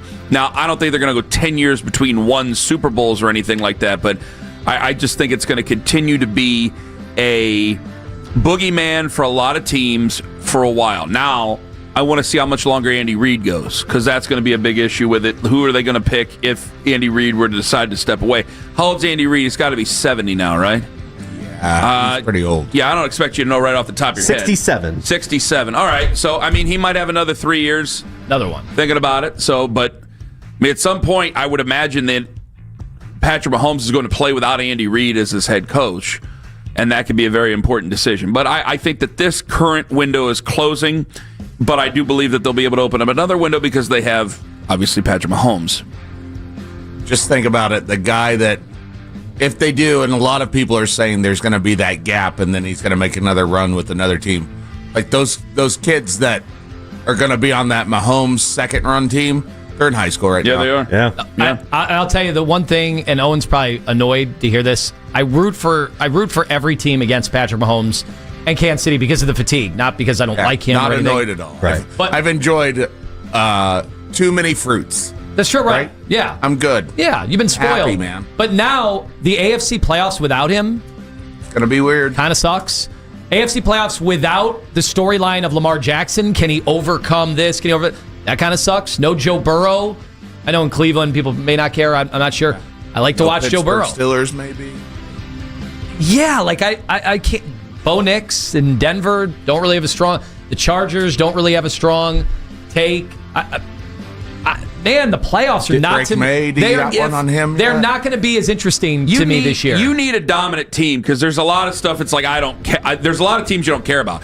Like people are tired of the Chiefs. America needs a break from the Chiefs, but there's a lot of teams like I can't get myself worked up and against the Patriots and now. Maybe this is the window, right? Brady went and he got his 3, right? Yeah. That was pretty quick in the first run. And then it became Peyton Manning's time and Roethlisberger and all those guys. And we've been waiting for Josh Allen and those guys to go get their turn. Is this their window now for them to go do it? This is the way you got to do it if you're Josh Allen. This is the year you have to do it. You have to win the Super Bowl. If you do not win the Super Bowl, the takes are going to be setting buildings on fire. Let those younger kids you have to do it. You have to do it. You're going to be Jim Kelly, even though Jim Kelly went to 4. I'm telling you right now, you better win the Super Bowl this year. If you are Josh Allen, you are Hercules in so many ways. The AFC is wide open. The Ravens, you don't know what they are. The Bengals have bowed out. You have this team now and the Kansas City Chiefs that is going away. It is supposed to be yours to take. If you don't take it, there will be hell to pay. I know there's good teams in the NFC, but man, you are far and away. Maybe not far and away, but still, you're definitely the best quarterback that would be going into the playoffs there. You better find a way to win that thing. That's it for the Neutral Zone with Rat Boy and the Hog. I don't like the way you say it, Mitch. too nice when you say neutral zone with Rad Boy and the Hog. I don't feel it from you. I need to feel it from you. How high am I willing to go for Shador Sanders? Lima asked me a very pointed question. I want to answer that coming up in 5 on The Fan. It's Anthony Lima for QC Kinetics.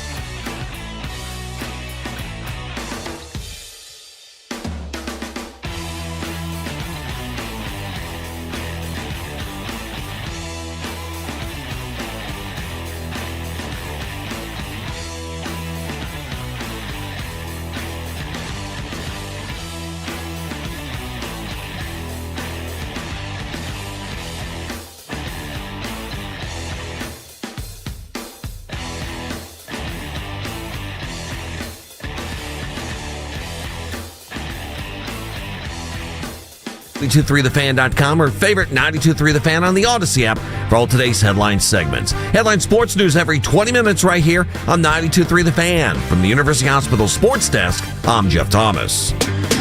The Cleveland Browns. You are not serious people. Be a part of the conversation on the radio home of the Cleveland Browns. We are Sports Radio 92.3 The Fan.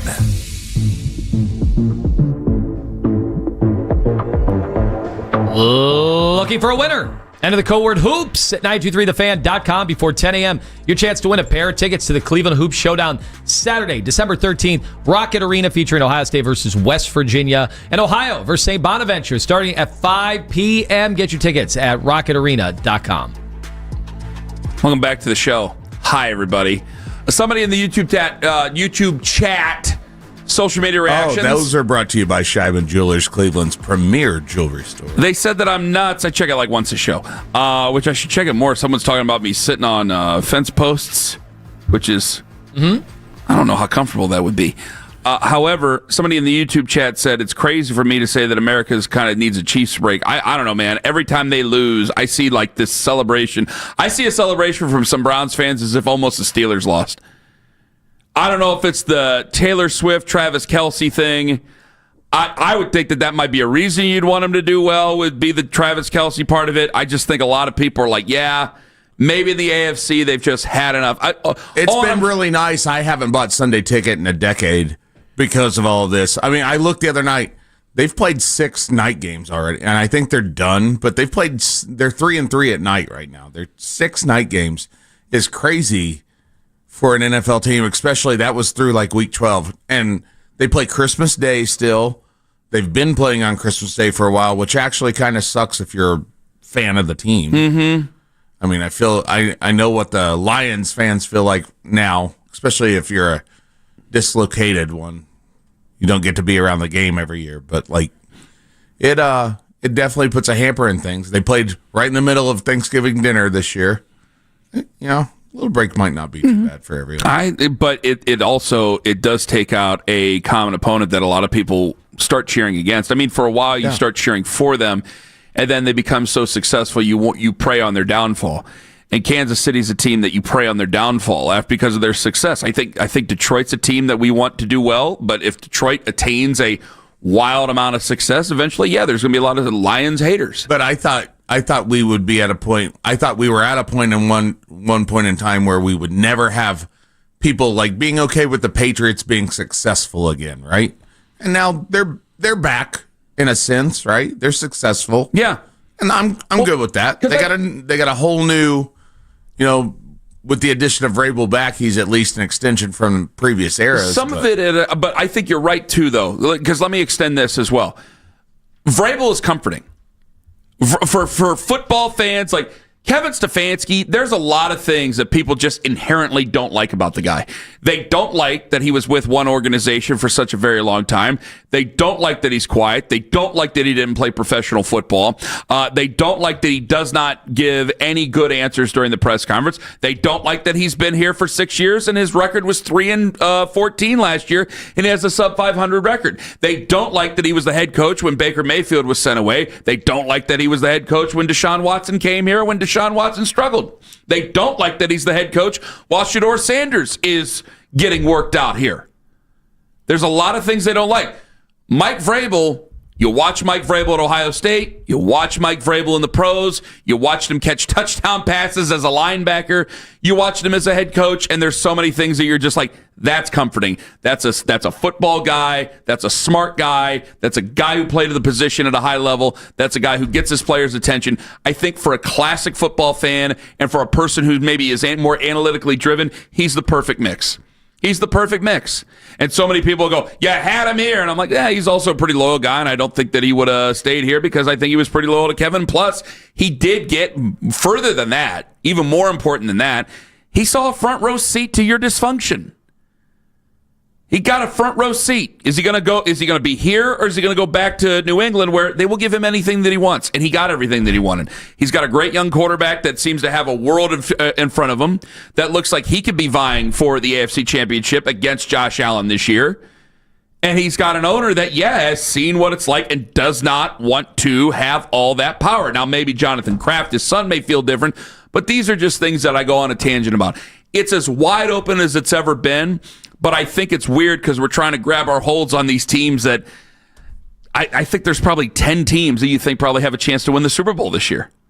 I think it's a wild, wide open time. Well, and just this offseason, whether it's Shador or whether it's Mendoza, whether it's anybody, a bridge quarterback, whatever, regardless of what it is, what's crazy now is while like Mahomes and Lamar and the Burrow injury and how bad Cincinnati's defense is, like these teams and players all seem to have taken a step back.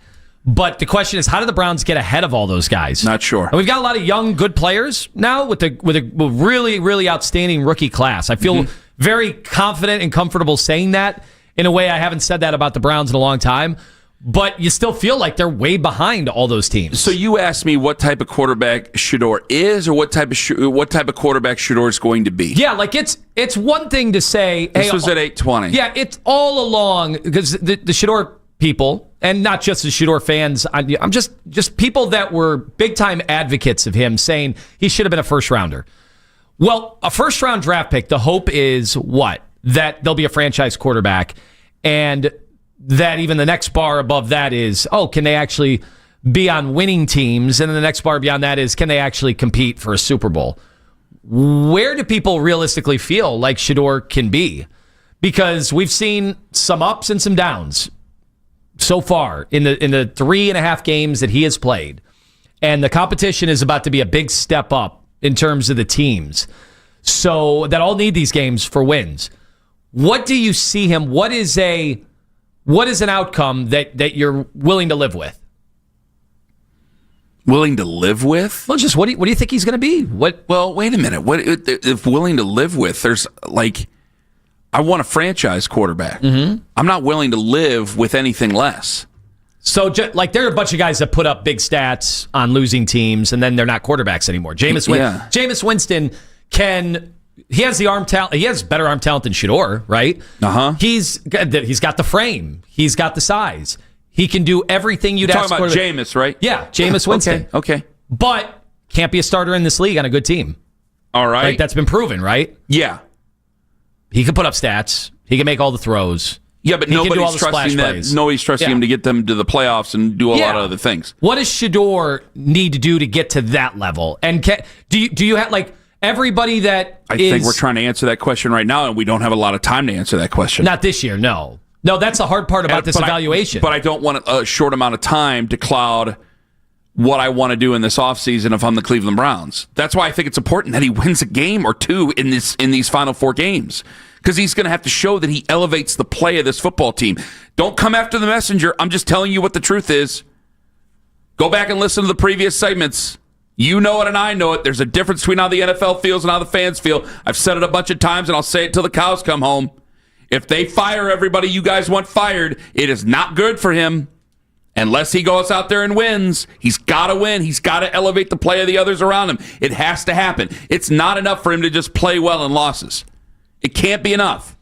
Hey, I give him credit. I'm not moving any damn goalposts. More on that coming up at 9:20. I ain't moving any damn goalposts. Pro football's pro football. Those are solid. Those are still solid pros out there. They ain't a good football team you played against, but you ain't a good football team either. And they lost to them. You lost to a bad football team because you're a bad football team. They're still pros. Yeah, that wasn't Rice. It wasn't UTEP. It wasn't Kennesaw State's good now. It wasn't any of them teams. This is still the Tennessee Titans. So I'm moving anything. I'm giving him credit. But you're going to have to win some of these games because you have to take that decision out of the hands of whoever might replace your head coach and your general manager. So he's got to do it. So what am I willing to live with long term? I'm willing to live with a franchise quarterback. He's got to be a franchise quarterback someday. What am I willing to live with now? Does he look like a starter? Does he look like he's a guy who I want to see in 2026 over guys who are playing in college right now? Over the excitement of the possible new toys that might be coming in college right now? Am I willing to do that? That's why he's got to win, because I can't have number 1 or number 2. If they have number 1 or number 2, you guys all know what's going to happen, especially if they get new people in here. Although, if they win, flip side of that, if they win, they beat Chicago this week. They're 7-point underdogs. If they beat Buffalo at home, exactly. Stefanski's also coming back. That's okay. You know what? One thing at a time here, man. One thing at a time. At least I think. All right. I don't think he's out of the woods, but I got to deal with one thing at a time. I know that a lot of people have clouded your minds because they need clicks on their YouTube pages about Kevin Stefanski and how he's the devil and how he's doing everything he can to sabotage Shador Sanders. I don't think he is. I don't think that he thinks very highly of him as a quarterback going into this. I don't think so. But damn it, if you want Shador to stay here, they got to win some games, man. You got 4 to go. Got to get 1 or 2 of them. And if you don't, it ain't just Kevin Stefanski who might not think highly of him. It's head coach X who you might be getting. It's general manager Y that you might be getting. And if that's the case, then it's probably over. So I'm willing to live with elevating the team to help win, which I think he did. Wasn't his fault Tony Pollard ran wild on us. He did throw 1 bad pick. Yeah, rookies do that. He also threw 2 great passes and rushed for a touchdown. I thought he was phenomenal in that game. And so if he can elevate and help them win, I'm down for the cause, man. Go right on ahead. Draft your offensive lineman. Draft your Carnell Tate. Go right on ahead. But he's got to prove it over the next 4 games. So you're saying, what am I willing to live with? I'm never willing to live with anything less than a franchise quarterback. I've been forced to live with these players that I don't want playing the position for a very long time. So I'm not going to give up on that now. As of right now, though, a solid starter in the NFL, guy who's able to learn and overcome and overcome what teams are finding out on tape and make plays. Like, I want to see him. Okay, let's see. When Nathan was talking about it on the radio on Sunday, where he climbed the pocket, stepped to his right and stepped to his left. Now, I don't know what he saw to his left. I'd have to go back and look. But Nathan had brought up, hey, all those routes were to the left. He stepped to the right. There's nobody over there. You automatically cut the field in half, so there's no one going to be over there. He ended up throwing the ball away. Okay, maybe you learn from that next time. But he's clearly taken steps from the game he came in against Baltimore, of all things. But throw that out of there. He's clearly taken steps from Las Vegas to now. We're seeing drives. These are drives. Yeah, This is command. Guys, this is an offense being conducted. This is why I'm so much more excited for him now than I was against the Raiders game that they won. Yeah. For him personally, I agree. I'm way more excited for him now than I was in a game that they won against the Raiders. That said, you're going to have to win some football games over these teams. These are good teams that you're playing. Or at least relatively good football teams that you're playing. Better than you. 216-474-0092. So, do you want to ask them what type of quarterback they're willing to live with? Yep. Or do you want to ask what type of quarterback Shador is right now? Just put it out there. I mean, solid starter. Way better than a 5th-round pick. He's way better than a 5th-round pick. I think it's safe to say he's already outplayed that part of it. And that's, hey, this is how it works. I know people, this is, again, with the moving of the goalposts. This is how it works. When you earn the credit, you get the credit. You just have to earn it. I think he's earned it. Speaking of moving goalposts, you got some people blaming you on that and accusing you of that, and that's coming up in 5 minutes on The Fan. Peter and Company Jewelers in Avon. Oh, sorry, didn't mean to scare you. Yes, I got the Peter and Company Jewelers thing too loud. Men's night coming up on Thursday. See you there. All right, it's Tuesdays with Tammy. Go on over on Facebook. Go see her latest video, Tuesdays with Tammy, where you can find something that she's going to love now and she's going to love forever. Whether it be a great Christmas gift, whether it be a wonderful engagement ring, doesn't matter. The beauty of that is that they're women and they know what a woman wants, and they're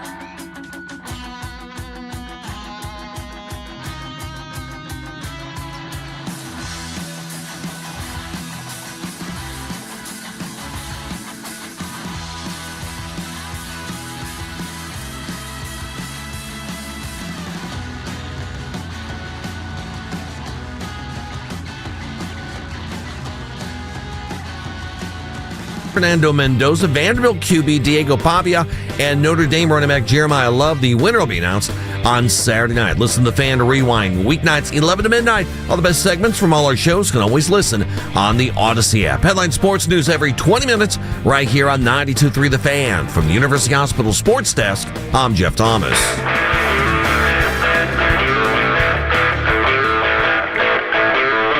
Before we go to the phones, Lima, read what that stat line you gave me there. That's good stuff. Did you know Texans had that big win on Sunday night over the Kansas City Chiefs, maybe eliminating them from the playoffs, not officially, but by public perception. Defensive lineman Tommy Togiai, the only defensive tackle this season and ninth in NFL history to record 10 tackles, 1 sack, 2 QB hits in a game. It's another Andrew Berry win. He had how many in the game? He had 10 tackles, 1 sack, 2 QB hits, and that was against Mahomes. Can you imagine if Togiai had a fan club like Shador? How many times this stat line would be Xeroxed and sent to every media person who's hated on Tommy Togiai throughout the course of his career? I don't think anybody hated him. Nobody hated Tommy Togiai.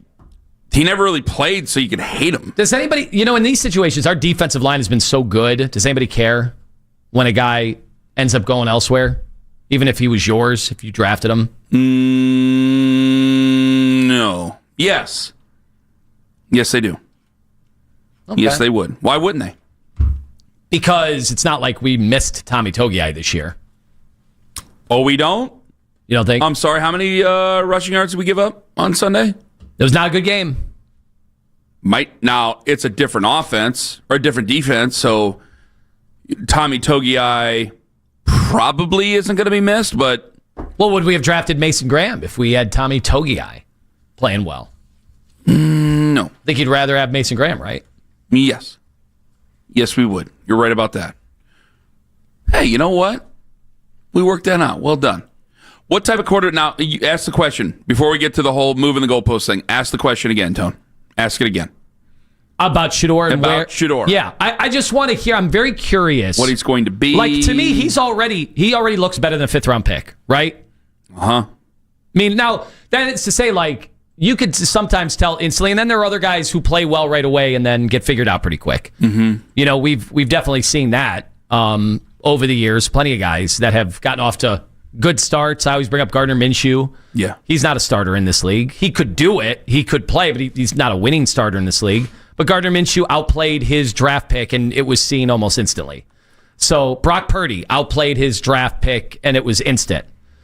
There are questions about Brock Purdy, but he outplayed that. I think Shador's done that instantly. It's not very hard to outplay Mr. Irrelevant. Yeah. I definitely think Shador's easily outplayed his draft. So then the next question is like, all right, what do you think he could be? Not like long term. It's too hard to project any of that because a lot of that is situation, staying healthy, and again, he cannot continue taking the hits he took in that last game. Did you see what the weather's going to be too in Chicago on Sunday? I'm imagining it's going to be cold. It's cold everywhere. It's terrible everywhere. Said it's going to be feels like -12. Oh my God. It's December. What is it going to be? December 14th? I know. So what is February going to be here? Is it going to be Hoth? I looked at we were looking at the forecast in the next 10 days. Like, is there a 40 in there maybe tomorrow?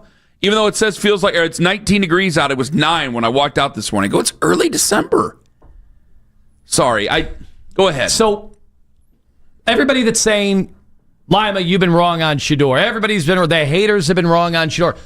How good do you think he is in this early part of his career? I don't know. He had a lot working against him. I think it's been much better than I expected it to be. I agree. Expected this to go bad for a multitude of reasons. I expected a little more like Baltimore the second half because it was ugly. I kind of expected, him to be tricked like rookie quarterbacks get tricked a lot by defensive coordinators. That hasn't really happened. Which all that much makes me feel like he's such a quick study that he's definitely got a chance here. Chuck at Maple Heights, you're next up on the Fan. Hello, Chuck. Yo, what's up? How y'all doing? Hey. So what I want to talk about is that I don't think, just put some weapons around this kid. We've been losing all these years. This guy, what do you got? He getting his shirt ripped off. He's throwing touchdowns. He's running for him. He threw 3 behind a terrible line.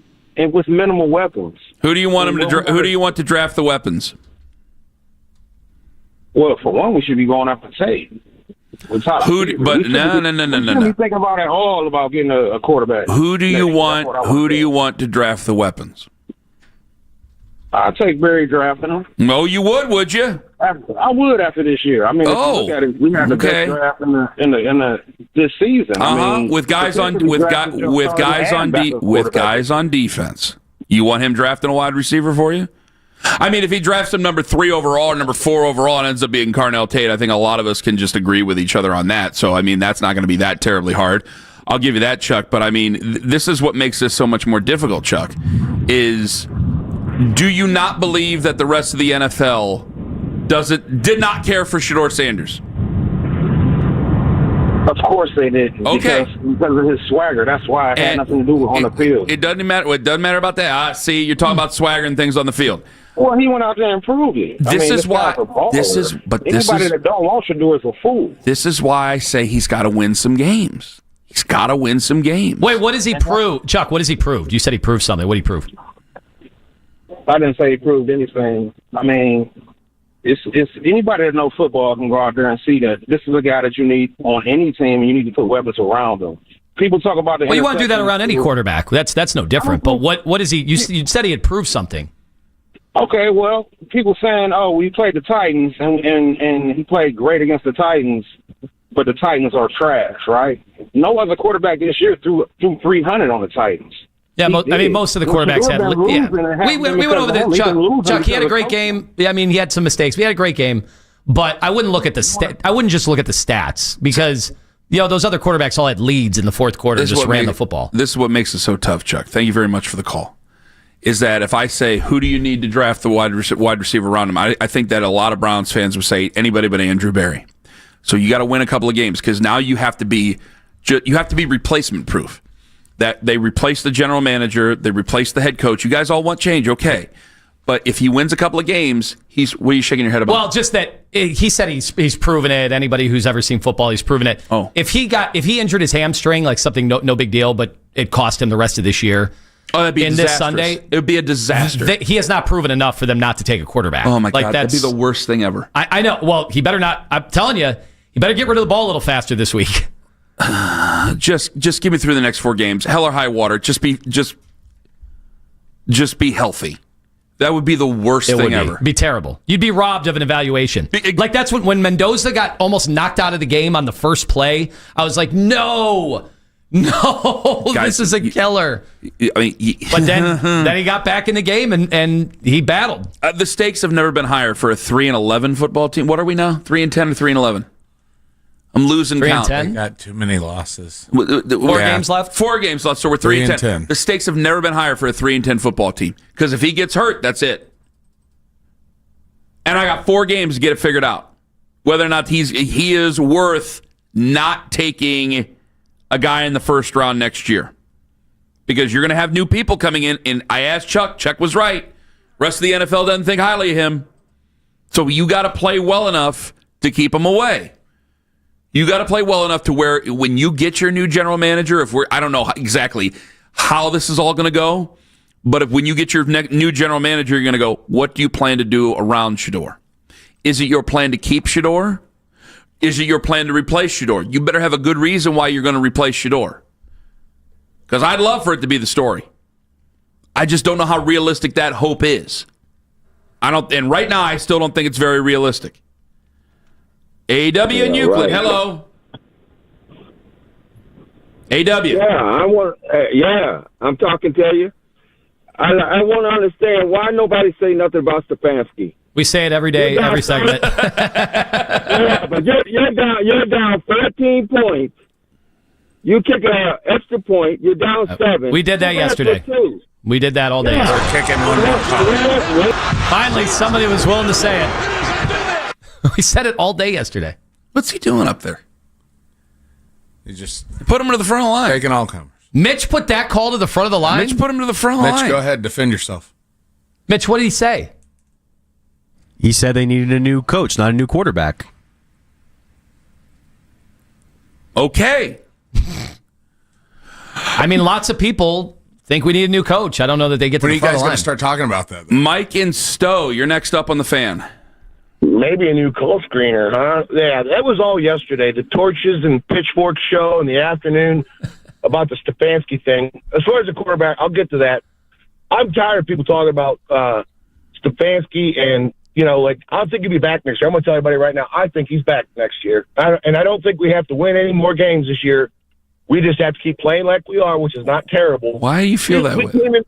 Because we came into the season, Ken, let's face it, if we really were trying to win, and I know a lot of people don't like to use tank word on the show. They don't like it, but we weren't trying to do too much this year. We would have done something about that horrific line. And the weapons. Everybody's right. Shador needs more. But we could only do so much in 1 year. We're cap strapped. That's what Deshaun. I don't want to get into the 12 layers that are this mess that we have. But, Mike, you said you feel like he'll be back next year, but do you want him back next year? As of right now, and this is why I'll say this, because everybody that wants to grab, like I said, I'll say it before. Like I tried to call in yesterday in the afternoon. I did. And my thing is this. I've only heard 2 suggestions about replacements from a different show. And when you want to talk about firing a guy, who do you want? Somebody else's fired candidate, the hot offensive coordinator of the year.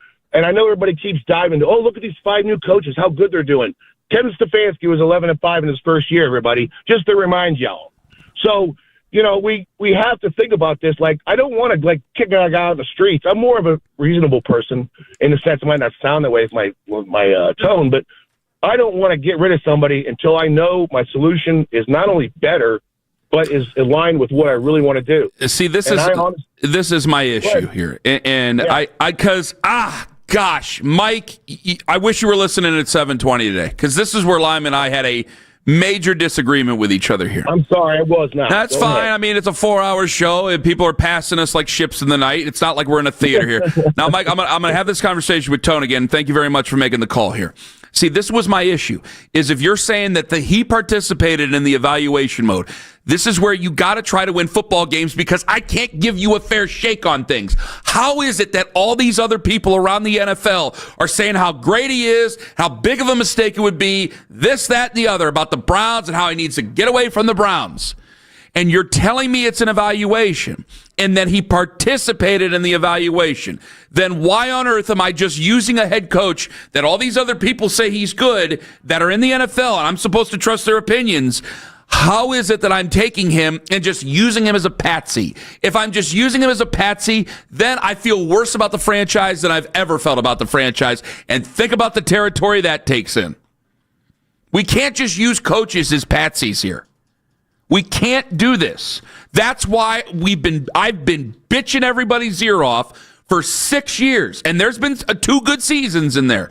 But I've been bitching everybody's ear off. It can't just be about process all the time. Because, yes, you want to fall in love with the process. You don't get results without process.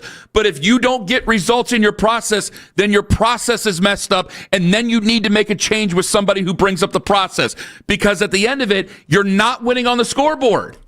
And I can't keep making all these excuses and telling all these Browns fans out there that, you just got to bear with us while we continue to work on these things. That's the thing I was yelling about with DePodesta for years, Tone. So when you said that earlier to me at 7:20, or was it 7, I forget, that's why I got so agitated. Because here I am defending someone I really don't want to defend. Because it seems silly. You leave the special teams coordinator in there. Why? I don't know why. I can't defend that. You've had this whole farce of a quarterback competition, which you called the competition. I didn't call it competition. It's messed up from the word go. You allowed it to happen. But if we're saying he's participating in it, then he's in on the grand scheme. Well, if he's in on the grand scheme and they're that smart, why am I giving him the boot? What, just to make Kenny not yell and scream anymore? Just to not make Mike and Stowe or AW upset? Is that it? I can't just use coaches as patsies. Or, you know what, guys? Rinse, wash, repeat. I hope Nick is keeping a manila folder of all the shows that he's doing. You'll just do this show in 2028 before we move on to the new stadium. Oh, this coach is sucking up the room. We can't have this guy when we're getting ready to move into this new stadium. I can hear myself now. I can hear you guys now. You're just nodding your head. I know you're just trying to get through it, but whatever. Okay. You may be right, but I'm telling you, maybe it's just time for a clean break. 216-474-0092. All right, I want to give people some time here, so I'm gonna hold off on the phones here for a second because I want to get out on time here. And you also got to talk about not moving the goalposts anymore. What are you looking at over there? Are you gonna say something? Did I upset you? No, I thought we were done. Way to go. Okay. All right, coming up next, Lima's being told to stop moving the goalposts. Ken Carman, Anthony Lima, take us with you to work on the free Odyssey app. Bradham is here to help you beat the books with the BetMGM Network.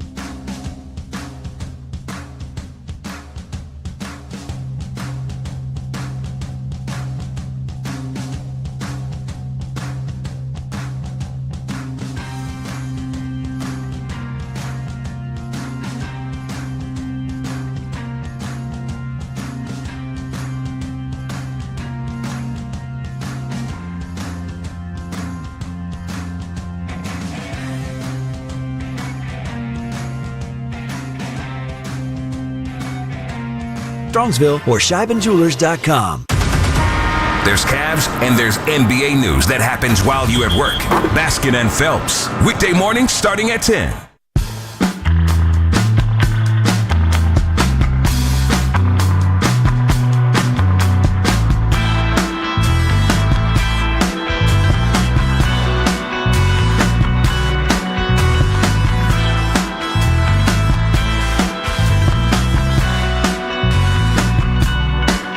All right. You moving the goalpost? That has been like the term of the week. And I think people they can't possibly know what the term means, and it just I didn't have moving the goalpost on my bingo card. Get out of here.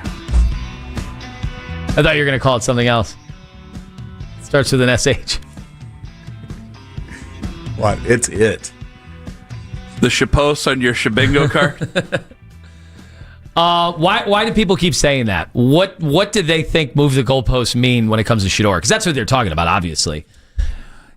I think we've just got addicted to arguments here. Like when I said, and Joey put up the video, when I said it's important he wins a game or two in these final 4 games, he's going to have to show he elevates to play the football team. And immediately I get accused of, we are moving the goalposts. And I said, I'm not moving anything.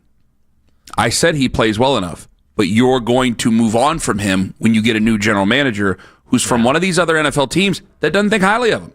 But Kenny, my goalpost has never been a 2.5 game evaluation and whether or not to draft a quarterback if you have the number 1 pick or to trade up and get the number 1 pick Heisman winner, potential national champion.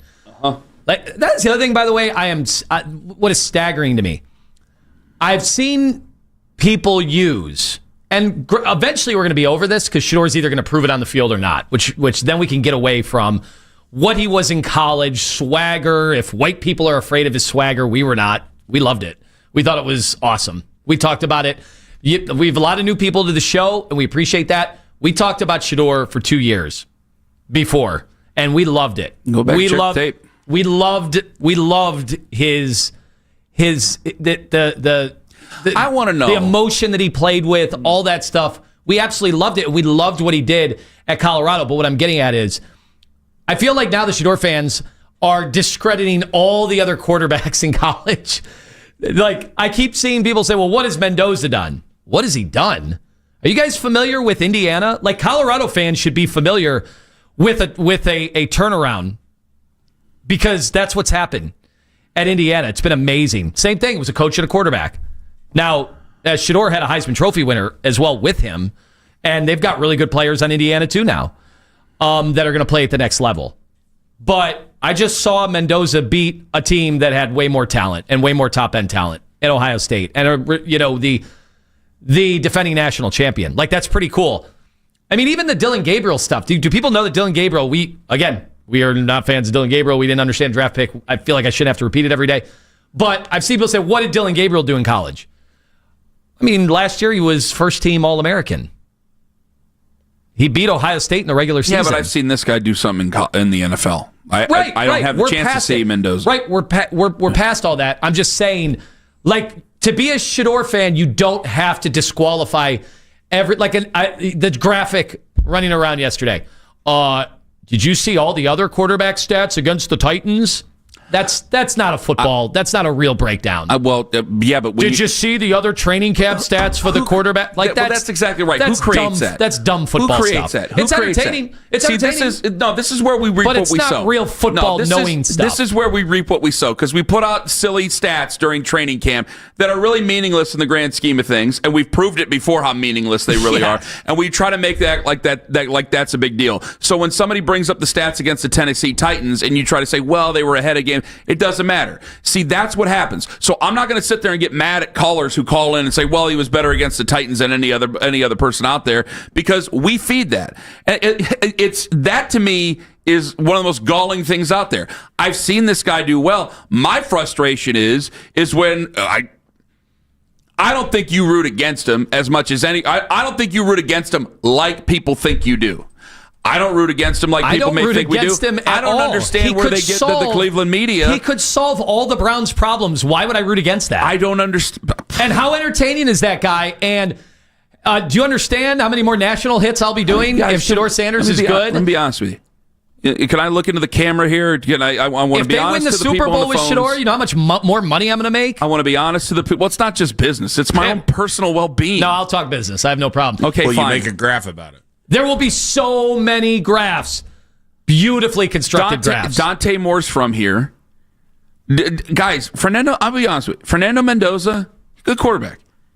If we want to talk personal, like I watched the post game. I had to look away. I was cringing. And that doesn't take him off my board. I'm just telling you, if we want to talk personal things here, let's be personal. Take all the arm talent, all the other crap out of it that we always talk about to try to back up our arguments. Let me be as abundantly personal as possible. I have a likable quarterback who says the right things. The second he does a press conference, he'll do a press conference tomorrow. He has us eating out of his hand. He does. Mm-hmm. I have a guy whose father I loved. I bought his shoes. Look at me. You guys all call me Porky Pig. I had his shoes. And he fit into them. And I fit in the shoes. I had my mom go get me his turf shoes because I love the guy. And I love his father. Why do I not want that guy to be successful? Why do I want Fernando Mendoza where I have to sit here and go, all right, here we go again. Another number 1 overall pick that I have to sit here and worry about. Why do I want all that again? And battle with every throw in training camp. I'm just talking personal because I look at it, I go, I got somebody who's cool, who my kids would definitely love, who's a good person in the community. And not that Fernando Mendoza wouldn't be cool. He's a nerd. And yeah, if he's really good, he'll sell a bunch of tickets and sell a bunch of jerseys, and we'll all move on about our way. I want Shador Sanders to be good for the Browns. And I also, and you know it, and I'll say it till I'm blue in the face because the people on the internet ain't getting it, so I had to shut off the computer, is you hate what the rest of the NFL has done. You hate what the rest of the NFL clearly thinks of him. When we listen to all these insiders, they're not making it up. So one of these guys from elsewhere in the NFL is going to come here once we blow out this front office and coaching staff, and they're going to come in here and make decisions. Well, if you got the number 1 or number 2 pick, you know how this team operates. You know how that person's probably going to operate. That's it. And maybe that, and for the Shador only fans, maybe that's what they really want. Maybe they just want him out of here, and that's it. But I'm going to tell you right now, I don't want him out of here. I do not want him out of here. I do not want him out of here. I do not want him out of here. I like likable people playing the most important position in sports well for my football team. Do we understand each other? I think that'd be pretty cool. Go get me a Bible. I'll swear on that if I have to. Bernie Kosar over here. Bernie Kosar played in the 1980s. We worship at the altar. You know why? Because he was a really good quarterback and he's a really nice guy. And this guy can be a really good quarterback. I want him to be a really good quarterback, and he's a really nice guy. I want really nice guys who are really good at the position to play for my football team. It's not hard to figure out. It's not hard to figure out. I've been bitching about waste of times for too long, and I'm tired of wasting my time. The 60-year-olds who used to call in at night are right. I'm running out of time. Good God. All right, is that it? That's it. What a show. Oh, the afternoon show is sending nasty tweets. Does this mean Nick's actually going to be on the air today? Are they really? Hey, man, I didn't say it. All right. I'm just asking. I'm just trying to go work, Nick. Okay? I'm just asking. I'm just trying to go to work. I got to do Fox 8 tonight. I'm just trying to go to work. I mean, if you want to involve me, fine, but I don't really want to be involved here. He became the Zion Williamson of Sports Talk Radio. Is he going to be there today? Is he going to be there today? I don't know. We'll see. There's only one half of the show talking. Not this half, not the fatter half. We're back tomorrow. Have a wonderful day. You're not booing, but you clap. Hey, sounds good. Where's your entourage now? Cool, I got on the last show. Loser town, loser fans, and you guys are a loser show. This is Boomer Esiason with an Odyssey Sports Minute. Today's birthday shout-out goes to Al Bubba Baker. The